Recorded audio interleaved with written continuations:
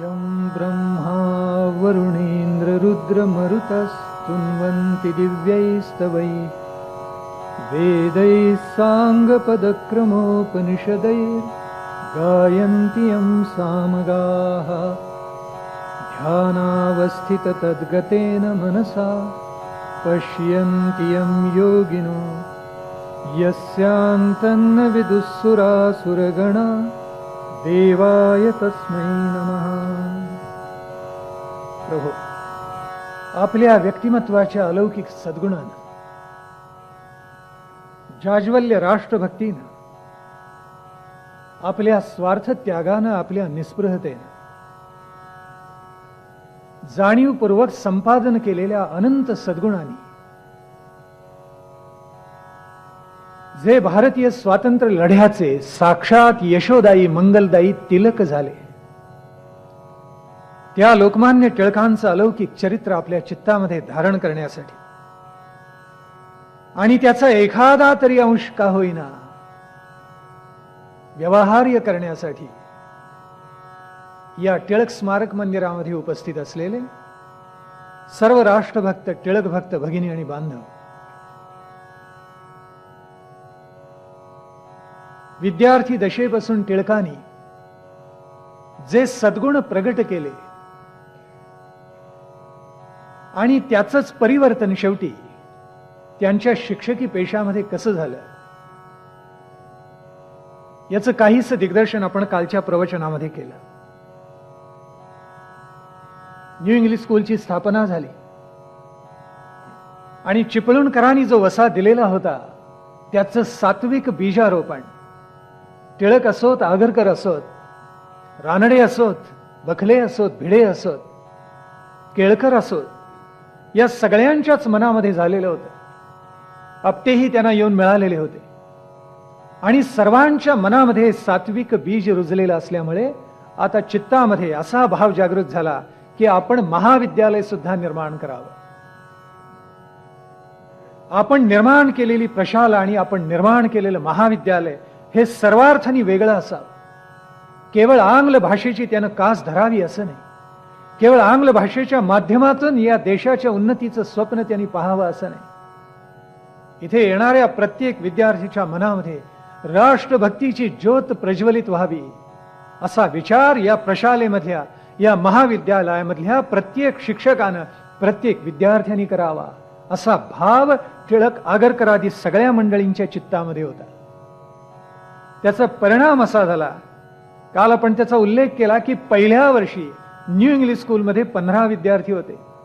ज्या वेळेला प्रशालेला प्रारंभ झाला 4 वर्षामध्ये ही संख्या 1009 पर्यंत जाऊन पोहोचली. त्याचा परिणाम असा झाला की आंग्ल भाषेच्या माध्यमाच्या ज्या प्रशाला होत्या त्यांचं धाबत दणाणलं असं वर्णन नचिम केळकरांनी केलं. आपल्या विश्रामबाग वाड्यामध्ये पुण्याच्या एक प्रशाला होती आणि त्या प्रशालेचे जे मुख्याध्यापक होते त्यांचं नाव होतं वामन आबाजी मोडक. ज्या वेळेला न्यू इंग्लिश स्कूलची स्थापना झाली त्यावेळेला विश्रामबाग वाड्यामधल्या विद्यार्थ्यांची संख्या कमी झाली. त्यावेळेला त्यांनी घाईघाईनं ब्रिटिश सरकारला एक पत्र लिहिलं आपल्या अधिकाऱ्याला आणि त्या पत्रामध्ये त्यांनी काय म्हणावं, ज्यांना कोणताही उद्योग नाही अशा टवाळखोर तरुणांनी एकत्र येऊन न्यू इंग्लिश स्कूलची स्थापना केलेली आहे. त्याच्यामुळे आपल्याकडचे काही विद्यार्थी त्या शाळेमध्ये गेलेले असले तरी आपल्याला काळजी करायचं कारण नाही. काळजी करायचं जर कारण नव्हतं तर वामन आबाजी मोडकांना हे पत्र इतक्या घाईघाईने लिहायचं कारणच नव्हतं. त्यांना अशी भीती वाटली की आपल्या प्रशालेतले विद्यार्थी आता कमी होणार आणि तसंच घडलं. न्यू इंग्लिश स्कूलमध्ये इतके विद्यार्थी येऊन दाखल झाले आणि ज्या वेळेला शाळेची इन्स्पेक्शन झाली, तपासणी झाली, त्यावेळेला येणाऱ्या अधिकाऱ्याला सुद्धा आश्चर्य वाटलं की इतक्या कमी कालखंडामध्ये चिपळूणकर असोत, टिळक असोत, आगरकर असोत, आपटे असोत, यांनी हे परिवर्तन कसं काय घडवून आणलं आणि इतक्या ओढीनं शेकडो हजारो विद्यार्थी या प्रशालेमध्ये इतक्या कमी कालखंडामध्ये कसे येऊन दाखल झाले. पण प्रशाला झाली, केसरी मराठ्याला प्रारंभ झाला आणि मध्ये कोल्हापूरचं प्रकरण आलं ते आपण पाहिलं आणि तुरुंगाचा पहिला अनुभव टिळक आणि आगरकरांनी घेतला. डोंगरीच्या तुरुंगामध्ये 4 महिने त्यांना राहावं लागेल असा आदेश होता, पण प्रत्यक्षात मात्र 101 दिवसांची शिक्षा झाली. जनता जनार्दनाने अर्ज पाठवले, विनंत्या केल्या आणि ते ब्रिटिश सरकारने मान्य केलं. आणि गुन्हा अतिशय गंभीर असला तरी प्रथमच शिक्षा या नावाखाली 19 दिवस उदार अंतःकरणाने क्षमा केले. 101 दिवसामध्ये लोकमान्य टिळक आणि आगरकर दोघंही बाहेर पडले. पुढे आपल्याला माहिती आहे की दिनांक 2 जानेवारी 1885 या दिवशी फर्ग्युसन महाविद्यालयाची स्थापना झाली. त्याला फर्ग्युसन का म्हणतात? फर्गसन असं पाहिजे खरं तर, पण लिखित नाव सुद्धा सगळीकडे फर्ग्युसन असंच आहे. ग्रंथांमध्ये नाव सुद्धा फर्ग्युसन असंच आहे. वस्तुतः ते बरोबर नाही, फर्गसन असं पाहिजे. आता आपल्या मनामध्ये अशी शंका आलेली असेल की या महाविद्यालयाला फर्गसन महाविद्यालय असं नाव का दिलं? त्याचं विशेष कारण होतं. ते कारण असं होतं की ज्या वेळेला कोल्हापूरचा लढा चाललेला होता, म्हणजे कोल्हापूरचे संस्थानिक शिवाजी महाराज हे अर्धवट आहेत, वेडे आहेत, असं सगळ्यांना भासवायचा प्रयत्न ब्रिटिश सरकारने केलेला होता. त्यावेळेला केसरी आणि टिळक हे कोल्हापूरकरांच्या बाजूने उभे राहिले. दुर्दैव असं की शिवाजी महाराजांचा दुःखद अंत झाला आणि तो जो अधिकारी ठेवलेला होता त्यांच्या रक्षणार्थ, तो ग्रीन मात्र सही सलामत सुटला. ब्रिटिश असेच लबाड. सगळा इतिहास काढून पाहिला तर आपल्या असं लक्षात येईल, एखाद्या आपल्या अधिकाऱ्यावर विशेष काही बालंट आलं तर ब्रिटिश सरकार त्याला बोलावून घेत असे, त्याच्यावर खटला भरत असे, त्याला माघारी बोलावत असे आणि सगळ्यातून त्याची सही सलामत मुक्तता करत असे. पण एतद्देशी एकाही अधिकाऱ्याच्या वाट्याला हे कधी येऊ शकलं नाही. ज्या वेळेला शिवाजी महाराज गेले त्यावेळेला टिळकांना अतिशय वाईट वाटलं. आता कोल्हापूरच्या गादीवर नवीन अधिकारी कोण बसणार, नवीन संस्थानिक कोण बसणार, अशी चर्चा सुरू झाली. त्यावेळेला कागलचे जे आबासाहेब घाटगे होते त्यांच्या पुत्राला दत्तक घ्यावा अशी एक सगळीकडे हवा निर्माण झालेली होती आणि स्वतः लोकमान्य टिळक याला अनुकूल होते. कारण आबासाहेब घाटगे हे अत्यंत सत्प्रवृत्त आणि सत्प्रवृत्त असल्यामुळे त्यांचे चिरंजीव कोल्हापूर संस्थानाला न्याय देतील अशी भूमिका सगळ्यांच्या मनामध्ये होती. अशी भूमिका मनामध्ये असल्यामुळे अर्थातच आबासाहेब घाटगेंच्या मुलाला दत्तक देण्यात आलं आणि कोल्हापूरचा पुढचा जो संस्थानिक होता तो दत्तक झाला. लोकमान्य टिळकांनी याच्यासाठी काही प्रयत्न केलेले होते. यावेळेला मुंबई सगळ्या इलाख्याचा जो गव्हर्नर होता तो फर्गसन होता. या फर्गसननी ते दत्तक जे विधान होतं त्याला मंजुरी दिली आणि ती मंजुरी दिल्यामुळे आबासाहेब घाटगे आणि कोल्हापूरकर हे स्वाभाविकपणे त्याच्या उपकाराखाली काहीसे दबलेले होते. आणि लोकमान्य टिळकांनी केसरीमधून जे लिहिलेलं आहे ते योग्य आहे असं एका जाहीर व्याख्यानामध्ये फर्गसननी सांगितलं. त्याच्यामुळं फर्गसन, कोल्हापूरकर संस्थानिक, कागलचे आबासाहेब घाटगे, लोकमान्य टिळक, आगरकर या सगळ्यांच्या मध्ये एक काही स्नेहबंध निर्माण झाला. आणि ज्या वेळेला फर्गसन महाविद्यालय, नवीन महाविद्यालय स्थापन करायचं असं नक्की झालं त्यावेळेला ब्रिटिश सरकारने अट घातली आणि अट घालून असं सांगितलं की फर्गसनचं नाव महाविद्यालयाला द्यावं लागेल आणि ते सगळ्या एतद्देशीयांना मान्य करावं लागलं. कारण टिळक एकटेच संघर्षामध्ये होते, बाकी सगळ्यांनाच ते मान्य होते. सगळ्यांनी ते मान्य केलं आणि मान्य केल्यानंतर महाविद्यालयाचं नाव अर्थातच फर्गसन महाविद्यालय असं झालं. त्यावेळेला डेक्कन, खरं तर डेक्कन एज्युकेशन सोसायटी आपण ज्याला म्हणतो त्याचं मूळ नाव वेगळं आहे, ते थोडकं वेगळं आहे. ते डेक्कन, डेक्कन म्हणजे दक्षिण, दक्षिण हिंदुस्थान, मुळामध्ये त्याच्यामध्ये हिंदुस्थान असा शब्द आहे. तो कुणी केव्हा खाल्ला इतिहासामध्ये संशोधन केलं पाहिजे. डेक्कन एज्युकेशन सोसायटी असं मुळामध्ये नाव नाहीये. मुळामध्ये दक्षिण हिंदुस्थान शिक्षण समाज असं नाव आहे. त्याच्यामधला हिंदुस्थान पुढे मागे पडला आणि केवळ डेक्कन एज्युकेशन सोसायटी एवढंच नाव शिल्लक राहील. त्याचा आता परिणाम असा झाला की ज्या वेळेला महाविद्यालयाला प्रारंभ झाला त्यावेळेला लोकमान्य हे ज्या वेळेला प्रशालेमध्ये शिकवत असत त्यावेळेला त्यांचं शिकवणं काही मंडळींना निरस वाटायचं. तेच लोकमान्य आता महाविद्यालयामध्ये शिकवायला लागल्यानंतर अत्यंत प्रभावी ठरायला लागले. कारण गणिताबरोबर संस्कृत विषय सुद्धा त्यांच्याकडे आला आणि त्याचा परिणाम असा झाला की त्यांच्या तासावर, त्यांच्या चरित्रकारांनी वर्णन करून ठेवले त्याच्याप्रमाणे त्यांच्या तासावर विद्यार्थ्यांच्या उड्या पडायला लागल्या. असं झालं. संस्कृत इतकं रंजक करून ते शिकवायला लागले, गणित शिकवायला लागले. गणितामध्ये तर लोकमान्यांची विलक्षण गती होती, आपल्याला ज्ञात आहे. आणि सर्व शिक्षक चांगले होते, आपटे चांगले शिकवत असत, अन्यही मंडळी चांगलं शिकवत असत. आणि त्यावेळेला या महाविद्यालयाचा, या संस्थेचा आपोआपच नावलौकिक झाला. नावलौकिक झाला खरा, पण त्यावेळेला आगरकर आणि टिळक यांचे मतभेद झालेले होते. आपल्या सगळ्यांना ते ज्ञात. हे मतभेद झाल्यानंतर दुर्दैवानं असं घडलं की त्यावेळेला एक मोठं प्रकरण झालं आणि ते मुंबईत झालेलं होतं. मुंबईमध्ये डॉक्टर सखाराम या नावाचा एक मनुष्य होता. हा मनुष्य पक्का स्वार्थी, पैशाला लाचावलेला मनुष्य होता.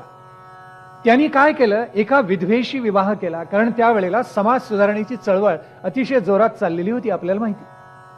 त्यावेळेला त्यांनी काय केलं, 5 कलशे या ज्ञाती समाजामधली एक विधवा स्त्री होती, या विधवा स्त्रीबरोबर त्यांनी विवाह केला. विवाह केल्यानंतर ती जी विधवा होती तिला एक मुलगी होती, तिचं नाव होतं रखमाबाई. तेव्हा ती विधवा आणि रखमाबाई या दोघांनाही त्यानं आपल्या घरी आणलं. आता घडलेलं असं होतं की जरी त्या विधवेबरोबर या डॉक्टर सखारामचा विवाह झालेला होता, तरी ती जी विधवा स्त्री, तिला वडिलांच्याकडून काही मिळालेलं नव्हतं. ते मिळावं म्हणून त्या डॉक्टर सखारामच्या मनामध्ये काही चक्र फिरायला लागली. या रखमाबाईला काही मिळावं अशी चक्र त्याच्या मनामध्ये फिरायला लागली. त्यांना मिळावं म्हणजे आपल्याला मिळावं असा सरळ स्वार्थी हेतू त्याच्या चित्तामध्ये होता, त्याच्या मनामध्ये होता. त्याच्यामुळे त्यांनी असं ठरवलं की ही रखमाबाई आपल्यापासून फार लांब जाता कामा नये. आणि म्हणून त्यांनी एक युक्ती केली. त्याच्याच ओळखीचा नात्यामधला दादाजी या नावाचा एक मनुष्य होता, त्या दादाजीला त्यांनी फितवून घेतलं आणि त्या दादाजी बरोबर त्या रखमाबाईचा विवाह लावून दिला. पुढे दुर्दैवानं असं घडलं की तो दादाजी प्रकृतीनं अत्यंत अशक्त निघाला, त्याला क्षय झाला. तो जगतो का मरतो अशी अवस्था निर्माण झाली. आणि पुढे तो त्या क्षयातून वाचला, त्याची प्रकृती ठणठणीत बरी झाली. पुन्हा त्यांनी प्रपंचाला प्रारंभ केला. एवढं होई तोपर्यंत डॉक्टर सखाराम मृत्यू पावला. त्याच्याजवळ जी संपत्ती होती ती कुणाला मिळावी याच्यावर भरपूर वादंग सुरू झाले आणि शेवटी दादाजी आणि रखमाबाई यांच्यामध्ये फूट पडली. तेव्हा जे समाज सुधारक होते, ज्यांना स्त्रियांचाच कैवार घेतल्यानंतर समाज सुधारणा होते असं वाटत होतं, ती सगळी मंडळी अर्थात त्या रखमाबाईच्या मागे उभी राहील. काही तर आमच्याकडचे आज्ञजन असे होते की त्यांनी रखमाबाईची तुलना डॉक्टर आनंदीबाई जोशींच्या बरोबर केली. ज्या दिवशी ही तुलना केली त्यावेळेला केसरीमध्ये लोकमान्यांनी खरमरीत लिहिलेलं आहे. आणि डॉक्टर आनंदीबाई जोशींची पात्रता काय आणि रखमाबाईची पात्रता काय हे जनतेसमोर स्पष्ट करून सांगितलं. टिळक ज्या वेळेला दादाजीच्या बाजूने उभे राहत आहेत असं आगरकरांच्या लक्षात आलं, त्यावेळेला आगरकर नाईलाजानं का होईना त्या रखमाबाईच्या मागे उभे राहिले. ही सगळी जी सुधारक मंडळी होती त्यांचा हेतू एकच होता, सनातन धर्माला विरोध करायचा.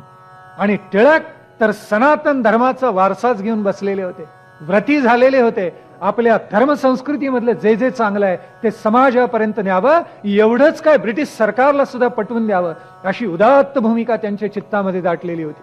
त्याच्यामुळे टिळक ज्यांचा पक्ष घेत त्यांच्या विरोधी वातावरण तयार करायचं हा भाव सगळ्या समाज सुधारकांच्या मनामध्ये होता.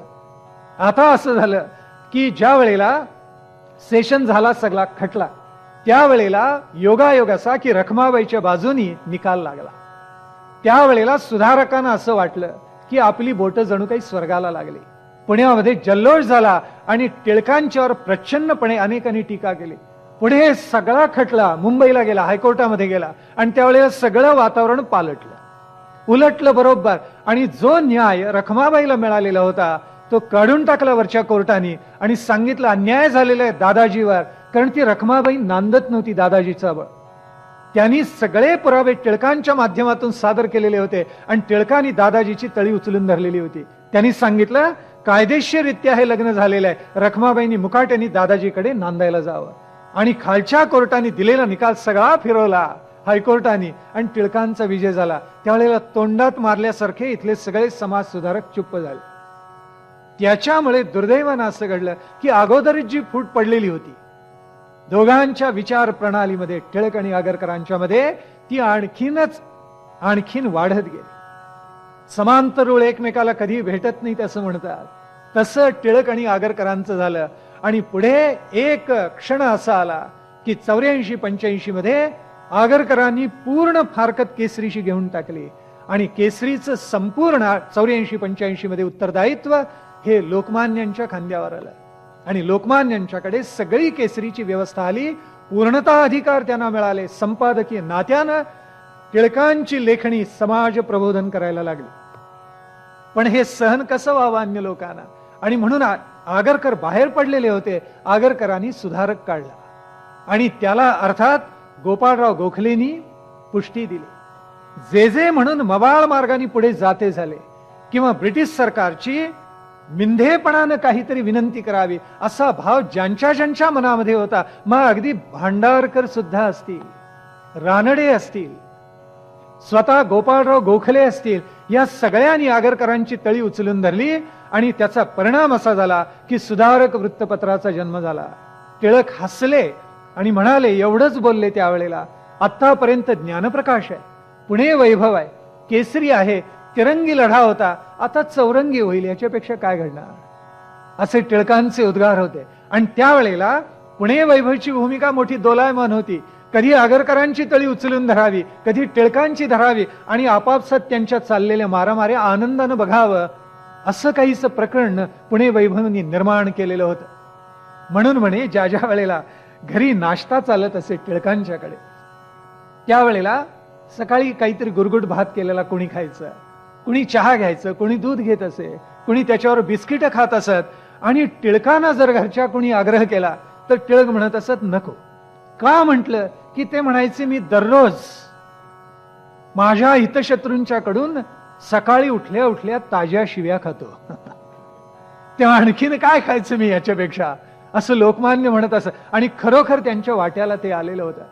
पण प्रकृती, मन, बुद्धी, चित्त असं काही कणखर होतं की सगळ्यांना पुरून टिळक उरलेले आहेत. शेवटी सुधारक स्वतंत्र झाला आणि डेक्कन एज्युकेशन सोसायटी आणि न्यू इंग्लिश स्कूलचं वैभवी वाढत गेलं. त्यावेळेला छापखाना आणि वृत्तपत्र यांची सुद्धा फारकत करण्यात आली. आणि मग त्या सोसायटी मधले जे मतभेद होते ते हळूहळू हळू प्रगट व्हायला लागले, ते हळूहळू चव्हाट्यावर यायला लागले. आणि त्याचं टिळकांना अत्यंत वाईट वाटलं. आणि त्याचं पर्यवसन कशामध्ये शेवटी जर झालेलं असेल तर लोकमान्य टिळकांना राजीनामा द्यावा लागला. लोकमान्य टिळकांनी असं ठरवलेलं होतं, 4 वर्ष सातत्याने प्रयत्न करायचा आणि मतभेद दूर करायचे. एका ध्येयानं झपाटलेली माणसं एकत्र आलेली आहेत, त्यांना सन्मार्ग दाखवावा, त्यांनी सत्पथावर चालावं. ज्या हेतून हे सगळं महाविद्यालय स्थापन झालेले आहे त्याच्यापासून त्यांनी ढळू नये याच्यासाठी 4 वर्ष लोकमान्यांनी प्रयत्न केला. पण दुर्दैव असं, दैवम चैवात्र पंचमम, लोकमान्यांच्या प्रयत्नाला यश आलं नाही. ज्या वेळेला फर्गसन महाविद्यालय निर्माण झालं, 84 मध्ये विचार आला डेक्कन एज्युकेशन सोसायटीची स्थापना करायची, 83 पासूनच मनामध्ये होतं. त्यावेळेला हा सगळा विचार टिळक, आगरकर या सगळ्या मंडळींनी एकत्र येऊन कागदावर मांडलेला होता. आणि त्या कागदावर जो विचार मांडला इतका सुंदर आहे म्हणून सांगू आपल्याला. त्याच्यामधली काही वाक्य तर आपण पाठ करावीत, आपल्या हृदयावर कोरून घ्यावीत, इतकी सुंदर आहे. त्या पहिल्या, ज्याला आपण प्रस्तावना म्हणू, घटनेची जणू काही ती प्रस्तावना होती आणि त्याच्यामध्ये या सगळ्या लोकांनी लिहिलेलं होतं. त्यातलं एक वाक्य फार सुरेख आहे. ज्या राष्ट्रांचं अधःपतन झालेलं आहे, टिळकांचे शब्द आहेत, ज्या राष्ट्रांचं अधःपतन झालेलं आहे ती राष्ट्र जर पुन्हा आपल्याला ऊर्जितावस्थेला आणायची असतील तर त्याच्यासाठी एकच मार्ग आहे. राजकीय, धार्मिक, नैतिक, शैक्षणिक सर्व दृष्टीने उत्थापन करायचं असेल तर त्याला एकमेव मार्ग म्हणजे शिक्षण आहे, असे उद्गार लोकमान्यांनी काढलेले होते. त्याचा परिणाम असा होईल, आज जी अधःपतित झालेली राष्ट्र आहेत, जी पराभूत राष्ट्र आहेत, त्यांना नवसंजीवन लाभेल. आणि त्या नवसंजीवनाचा प्रभाव असा असेल की आज जी प्रगत राष्ट्र आहेत त्यांच्या तोडीला, त्यांच्या जोडीला आम्ही काही कालखंडाने का होईना हळूहळू नक्कीच जाऊन बसू, असे उद्गार लोकमान्यांनी काढलेले. दुर्दैवानं असं झालं, या प्रस्तावनेमधली ही वाक्य लोकमान्यांच्या हृदयामध्ये सतत होती पण सगळ्यांच्याच हृदयामध्ये होती अशी नाही. त्याचं पर्यवसन भांडणामध्ये झालं, मतभेदांमध्ये झालं. कारण लोकमान्य अतिशय सडेतोड बोलणारे होते, निर्भीड होते, तोंडावर बोलत असत. नंतर त्यांच्या मनामध्ये किलमिश राहत नसे.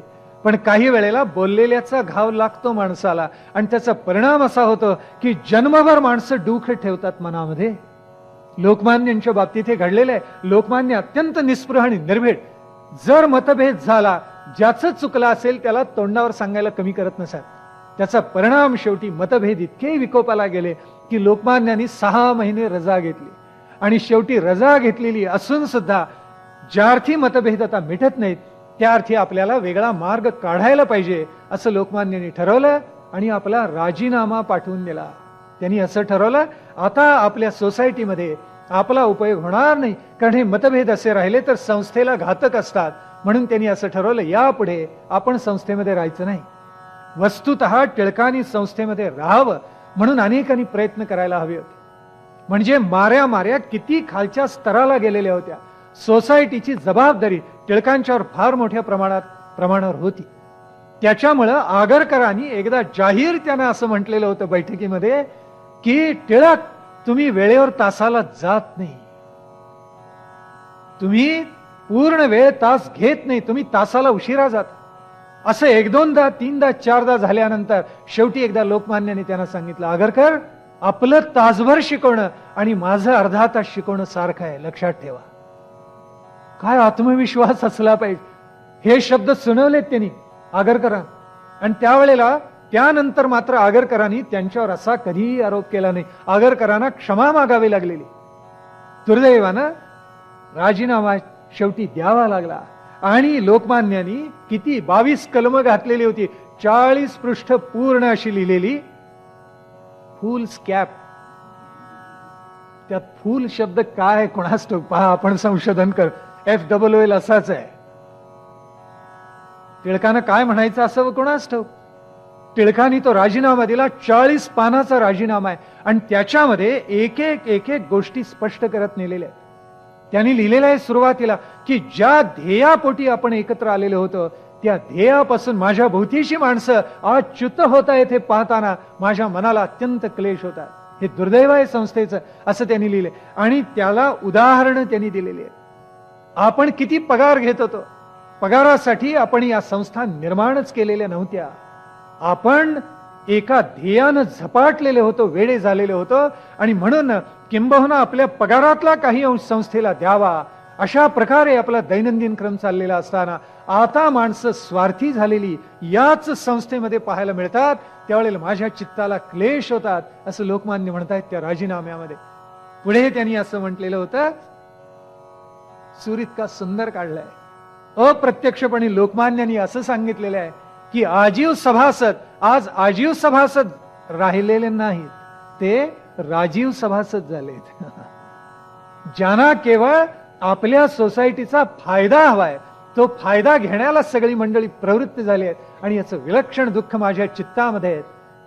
टिळक म्हणतात की आपण असा नियम केलेला आहे सोसायटीने की कोणतंही पाठ्यपुस्तक कोणत्याही वर्गाला लावण्यापूर्वी प्रसिद्ध झालेली सगळी पुस्तकं मागवून घ्यावी, ती बैठकीपुढे कमिटीपुढे ठेवण्यात यावी आणि त्यांनी निर्णय घ्यावा, त्यातलं सर्वोत्तम पुस्तक निवडण्यात यावं आणि त्या यत्तेला लावण्यात यावं, असा आपण नियम केलेला आहे. हा नियम आपल्या संस्थेमध्ये डावलला जातो, याचं मला दुःख आहे. कारण त्यावेळेला गोखलेंनी गणिताचं पुस्तक लिहिलेलं होतं आणि कोणत्याही प्रकारची बैठक न बोलावता, अन्य ग्रंथ न मागवता गोखल्यांचा ग्रंथ मान्य करून टाकला आणि तो महाविद्यालयामध्ये नेमून सुद्धा टाकला. याच्या मागे या कारस्थानात अनेक मंडळी होती, त्यातली काही कुंपणावर होती. त्या कालखंडात सुद्धा आश्चर्य वाटावं असं घडले. त्या कालखंडात आपटे असे दोलायमान असत, कुठे जिकडे पारड जड होईल तिकडे म्हणायचं हे बरोबर आहे, पुन्हा ते वर गेलं की म्हणायचं. म्हणजे डाव्यांचे उजवे, उजव्यांचे डावे कसे होतात इतिहासाचा अभ्यास केला की कळत. असं घडत असे.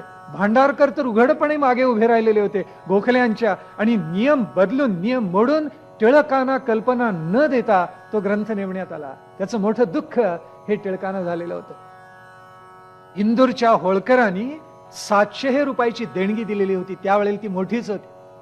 ही सगळी संस्थेला देणगी दिलेली आहे असा उल्लेख होळकरांच्या पत्रामध्ये होता.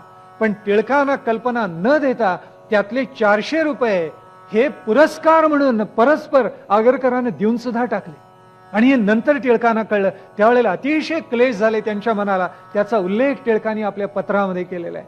आणि टिळक म्हणतात आपल्या ध्येयापासून आपणच असे ढासळायला लागलो तर आपल्या नंतर संस्थेमध्ये जे लोक आलेत ते आपल्याच पावलावर पाऊल टाकून चालणार नाहीत काय? काय वाक्य आहे. म्हणून नवीन पिढीला आपण आदर्श निर्माण करून दिला पाहिजे. जी ध्येय आपल्या चित्तामध्ये साठवून आपण या संस्था निर्माण करायला प्रवृत्त झालो, त्या ध्येयापासून, त्या उद्दिष्टापासून आपण कधीही ढळता कामा नये. वास्तवामध्ये तसं झालं नाही. मध्ये आणखीन एक प्रसंग असा निर्माण झाला की सोसायटीचे तुकडे होतात काय. मुंबईच्या एका गृहस्थांनी आपटेनं अशी विनंती केली की संस्कृत इंग्रजी असा एक शब्दकोश आम्हाला तयार करून द्या. त्यावेळेला आपटे एक प्रचंड कोश निर्माण करण्यामध्ये गुंतलेले होते आणि तो संस्कृत इंग्लिश, इंग्लिश संस्कृत असाच होता. ज्या गृहस्थांनी त्यांना विनंती केलेली होती त्यांनी सांगितलं तर छोटा कोश तयार करून द्या. त्यावेळेला आपटेंनी नाही म्हणून सांगितलं. त्यावेळेस तो व्यापारी वृत्तीचा मनुष्य दुसरीकडे गेला, मुंबईला गेला आणि मुंबईला लक्ष्मणराव वैद्य या नावाचे प्रकांड पंडित होते संस्कृतचे. त्याच्याकडून त्यांनी तो छोटा शब्दकोश तयार करून घेतला आणि तो प्रसिद्धही झाला, बाजारामध्येही आला. ते झाल्याबरोबर आपटे अत्यंत अस्वस्थ झाले आणि घाईघाईने त्यांनी एक लघुकोश करून प्रकाशित सुद्धा केला. तो प्रकाशित करण्याच्या मागे लोकमान्यांना कल्पना दिलेली नव्हती. सोसायटीच्या सभासदानं असं कोणतंही काम करताना सोसायटीची परवानगी घ्यावी, अनुमती घ्यावी हे ठरलेलं होतं. तो नियम आपटेंनी पाळला नाही. तो ज्यावेळेला प्रकाशित झाला त्यावेळेला पुन्हा एकदा सगळ्यांना एकत्र आणण्यासाठी, कारण लक्ष्मणराव वैद्यांचा कोश आलेला होता, आपटेंचा आलेला होता आणि त्याच्यावरून रण माजलेली होती, तेव्हा आपटेंना चुचकारून घेऊन लोकमान्यांनी शांत केलं. त्याचा परिणाम उलटा झाला. आगरकर म्हणायला लागले, तुम्हीच ही दुही निर्माण केली, तुमच्यामुळे सोसायटीमध्ये दुफळी निर्माण झालेली आहे. त्यावेळेला लोकमान्य हसले आणि ते म्हणाले, आगरकर असं जर माझ्या मनात असतं तर आपट्यानं मी इतकं चुचकारून घेतलंच नसतं. आपल्या हे मनात येतच कसं मला सांगा. पण आगरकर ऐकेनात. त्यावेळेस टिळकांचं एक वाक्य मोठं सुंदर आहे. ते म्हणाले, आपटे कोश लिहित नाही ते मला माहिती होतं. माझं सामर्थ्य असं आहे, मीच संस्कृत आंग्ल भाषेचा कोश तयार केला असता, पण मी तो केला नाही, कारण नियमाला सोडून मी वागणार नाही ही माझी प्रतिज्ञा आहे. अशी अनंत उदाहरणं ज्या वेळेला सोसायटीमध्ये घडली, टिळकांना अतिशय वाईट वाटलं. कारण टिळकानं हे जाणवलं की अरे नवे जुने असे अगोदरच दोन गट झालेत आणि जुन्यांच्या मध्ये एक वाक्यता नाही. त्याच्यामध्ये काही तत्वाला मुरड घालणारी मंडळी आहेत आणि टिळकांनी तत्वाला मुरड शेवटपर्यंत घातली नाही. जे तत्व अंगीकारलं ते व्रतासारखं पाळलेलं आहे, देह पडे तोपर्यंत पाळलं. इतिहासामध्ये कितीतरी नोंदी आपल्याला पाहायला मिळतात. म्हणून शेवटपर्यंत टिळकांची मान ताठ राहिलेली होती. म्हणून नीतिमत्तेचा हा महामेरू शेवटपर्यंत ताठ उभा राहिला. कोणत्याही गोष्टीशी कृत्रिम किंवा खोटी तडजोड टिळकांनी कधीही केली नाही. पण त्याचं पर्यवसन असं झालं आणि लोकमान्य टिळकांनी राजीनामा दिला. वस्तुतः राजीनामा दिल्यानंतर जी अन्य मंडळी होती त्यांनी टिळकांचं मन पालटवायला हवं होतं, पण ते पालटवलं गेलं नाही. केवढं दुर्दैव आहे. टिळकांच्या राजीनाम्यावर भांडारकरांनी शेरा मारलाय. काय आपल्याला सांगितलं तर नवल वाटेल. भांडारकरांचा शेरा असा आहे, ज्या पद्धतीने लोकमान्यांनी हा सगळा राजीनामा लिहिलेला आहे त्यावरून हे स्पष्टच आहे की ते कोणत्याही परिस्थितीत राजीनामा परत घेणार नाहीत. अरे तुम्ही गृहीतच धरलत का हे? म्हणजे त्यांना टिळक नकोच होते असा त्याचा स्पष्ट अर्थ आहे.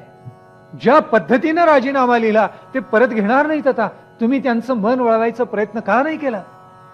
पण इतकं असून सुद्धा भांडारकरांच्या विषयीची पूज्य बुद्धी टिळकांची कधीही कमी झाली नाही.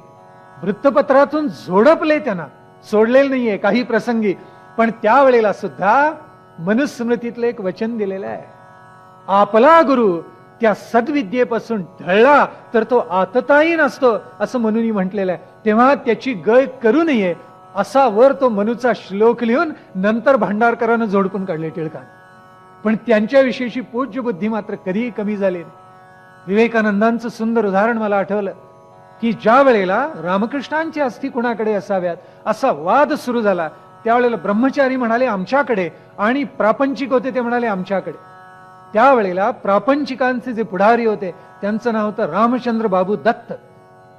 त्यांनी सगळ्या अस्थी या मिळवल्या स्वतःकडे आणि मग स्वतंत्र वृंदावन तयार केलं कुणाचं? रामकृष्ण परमहंसांच्या अस्थी पुरलेल्या होत्या, पण काही अस्थी या मुलांच्याकडे राहिल्या, म्हणजे ब्रह्मचारी तरुणांच्याकडे राहिल्या. पण हे रामचंद्र बाबू या सगळ्या तरुणांवर, मग राखाल असोत, निरंजन असोत, नरेंद्र असोत, कोणीही असोत, या सगळ्यांच्यावर कडाडून टीका करत असत. पुढे विवेकानंद ज्यावेळेला अमेरिकेला जाऊन परत आले, सगळ्या भारतामध्ये त्यांचं नाव प्रातस्मरणीय झालं, दुमदुमलं. त्यावेळेला रामचंद्र बाबू अत्यंत आजारी होते. त्यावेळेला विवेकानंद त्यांच्या घरी जात असत आणि त्यांची सेवा करत असत. आणि कशी सेवा केली इतिहासामध्ये वाचलं तर अंगावर रोमांच उभे राहतात. अशी सेवा विवेकानंदांनी रामचंद्र बाबू दत्तांची केलेली आहे. त्यांना हाताला धरून मोरीपर्यंत नेत असत, स्वतः नेत असत. एवढंच काय, त्यांना त्रास होऊ नये म्हणून त्यांचे जोडे उचलून रामचंद्र बाबूंचे त्यांच्या पायात घालत असत. जगामध्ये त्रिखंडामध्ये ज्याचं नाव दुमदुमलेलं आहे असा हा महात्मा, पण केवढा विनम्र झालेला होता. लोकमान्य असेच होते. एकीकडे मऊ मेणाहुनी आम्ही वज्रदास विष्णुदास कठीण वज्रास भेदू असे दोन्ही टोकाचे सद्गुण धारण करणारेच महात्मे असतात. आणि म्हणून तितके ते लवतात, वृक्षासारखे तितके विनम्र होत असतात. लोकमान्यांच्या ठाई विनम्रता होती, म्हणून भांडारकरांच्या बाबतीत त्यांनी भांडण कधी केलं नाही. आवश्यक त्यावेळेला कडक टीका केली, पण ती विध्वंसक नव्हती, त्यांच्या चारित्र्याला डाग पाडेल अशी नव्हती. केली ती केवळ विधायक टीका केलेली होती. पण आगरकर बाहेर पडले, सोसायटीचा राजीनामा देऊन स्वतः टिळक सुद्धा बाहेर पडले. आणि पुढे असं झालं की वासुदेवराव केळकर जे केसरीमध्ये काही लेखन करत असत, मराठ्यामध्ये लेखन प्राधान्यानं करत असत, त्यांनीही राजीनामा दिला. आणि शेवटी केसरी आणि मराठा दोन्हीचं उत्तरदायित्व हे लोकमान्य टिळकांच्याकडे आलं. केसरीचं अगोदरच आलेलं होतं आणि जानेवारी 91 मध्ये मराठ्याचं उत्तरदायित्व सुद्धा त्यांच्याकडे आलं. आणि खऱ्या अर्थानं लोकमान्यांचा आता हा अबलख वारू त्यांच्या प्रतिभेचा 10 दिशांना दौडत जायला लागला. आजपर्यंत ब्रिटिश सरकारला कल्पना किंचितशी आलेली होती, 90 नंतर आता ती अधिक स्पष्ट होणार होती. आणि या भारतामधला आपला क्रमांक 1चा शत्रू कोण आहे याची जाणीव आता ब्रिटिशांना हळूहळू व्हायला लागलेली होती. या वेळेला 2-3 गोष्टी या पुण्यामध्ये घडल्या आणि त्या मोठ्या विलक्षण होत्या. त्यातलं एक ग्रामण्य प्रकरण होतं. आणि ते पुण्यामधले जे गोपाळराव जोशी होते, महाविक्षिप्त, आनंदीबाई जोशींचे यजमान, त्यांनी ते निर्माण केलेलं होतं. पंचाहौद मिशनला त्यांनी व्याख्यान आहे म्हणून या पुण्यामधल्या नामवंत लोकांना एकत्र बोलवलं. आणि बोलवल्यानंतर त्यांनी काय प्रकार केला असेल, नंतर सगळ्यांना तिथे चहा दिला, चहाच्या बरोबर बिस्किट दिली. आणि हे सगळं केलं आणि गोपाळरावच याच्या मागे होते. आणि पुन्हा जाऊन जाहीर केलं की अरे हे पहा, बाटले सगळे तिथे त्या मिशन मध्ये जाऊन चहा प्यायला आणि बिस्किट खाल्ली. म्हणजे स्वतः पुन्हा तमाशा बघायला तटस्थपणे बाजूला उभे राहिलेले होते. आता सनातन्यांची पंचायत व्हावी, सुधारकांची पंचायत व्हावी, आणि जे ब्रिटिशांच्या मागे धावतायत कदाचित त्यातले समन्वय साधणारे असतील त्यांची पंचायत व्हावी, आपण तो सगळा तमाशा सानंद बघत राहावं असं त्या गोपाळराव जोशीनं वाटलेलं होतं. पण टिळकांनी त्यावेळेला इतकी खंबीर भूमिका धरली, शंकराचार्यांनी त्यावेळेला मध्यस्थी केली. ग्रामण्य प्रकरण प्रचंड गाजलेलं होतं त्या कालखंडामध्ये. आजच्या तरुणांना तर कळणारच नाही, ते म्हणतील यात काय झालं, काही वाटणारच नाही. म्हणून मी काल उल्लेख केला ना की कोणतंही चरित्र समजावून घ्यायला आपल्याला त्या कालखंडामध्ये जावं लागतं. तिथपर्यंत गेलो नाही, ती राजकीय, सामाजिक, धार्मिक, ऐतिहासिक पार्श्वभूमी उलगडली नाही, चरित्र आपल्याला कळत नाही. नाहीतर माणसं म्हणतात यात काय विशेष केलं. पण ग्रामण्य सगळं बाजूला सारलं लोकमान्य टिळकांनी. आणि त्यांच्या मनामध्ये, त्यांच्या चित्तामध्ये जो भाव होता तो राष्ट्रभक्तीचा होता. त्यांनी लातूरला एक जिनिंग मिल सुद्धा काढलेली होती आणि धोंडोपंत विद्वांस तिथे काही काल काम करत होते. पण मुख्यतः लातूरच्या त्या व्यवसायामध्ये त्यांचं लक्ष नव्हतं. त्यांचं लक्ष प्राधान्यानं केसरीमध्ये होतं. लोकमान्यांनी कायद्याचे एक वर्ग सुद्धा चालवले, शिकवण्या केल्या. त्या कालखंडात बंदी आणायचा विचार नव्हता, त्याच्यामुळे लोकमान्यांनी शिकवण्या केल्या आहेत आणि त्यावेळेला त्यांना चांगलं उत्पन्नही होत असे. पण हे केव्हापर्यंत केलं, आपल्या कुटुंबियांचं पोट भरावं म्हणून केलं. लोकमान्यांना 3 मुलं झाली, 3 पुत्र आणि 3 कन्या. पुढे तो इतिहास येईल, मी सांगणार आहे आपल्याला. आणि साध्वी त्यांची पत्नी कशी होती. दुसरा राजद्रोहाचा खटला ज्या वेळेला लोकमान्यांच्यावर झाला त्यावेळेला त्या पतिव्रतेचं आचरण कसं होतं, रोमांचकारी इतिहास. लोकमान्यांनी काही काळ कायद्याचे वर्ग चालवले आणि पुढे मात्र केसरीचं बस्तान बसल्यानंतर आपलं सगळं संपूर्ण लक्ष त्यांनी त्या केसरीवर एकाग्र केलेलं होतं. आणि त्यावेळेला शारदा सदनाचं सगळं प्रकरण निर्माण झालं. पंडिता रमाबाईंचं प्रकरण याच पुण्यामध्ये निर्माण झालं. इतिहास असा घडला की दक्षिणेकडे मंगळूर जवळ म्हणजे दक्षिण कर्नाटकामध्ये मंगळूरच्या जवळ एक अनंत शास्त्री डोंगरे या नावाचे एक विद्वान गृहस्थ राहत असत. चांगल्या घराण्यामध्ये जन्म घेतलेला, वयाच्या 6व्या वर्षी घरातून पळून गेले. पण पळाले ते चांगल्या कारणासाठी पळाले आणि त्यांनी उत्तम प्रकारे वेदाचं अध्ययन केलं. हे वेदाचं अध्ययन इतक्या त्यांनी उत्तम प्रकारे केलं की लोक त्यांना मान द्यायला लागले. शृंगेरीला थांबलेले होते आणि दुसऱ्या बाजीरावांच्या पदरी साठे या नावाचे एक दशग्रंथी ब्राह्मण होते. त्यांच्याकडूनही त्यांनी या डोंगरे शास्त्रींनी काही ज्ञान मिळवलेलं होतं. पुढे ज्या वेळेला पेशवाई बुडली, मराठीशाही बुडली, त्यावेळेला ब्रह्मावर्तला दुसऱ्या बाजीरावानं पाठवून दिलं. आपल्याला माहिती आहे दुसरे बाजीराव ब्रह्मावर्तला गेले आणि तिथे राजा भारमलचा वाडा आहे. त्या राजा भारमलच्या वाड्यामध्ये त्यांना राहायला जागा दिलेली होती.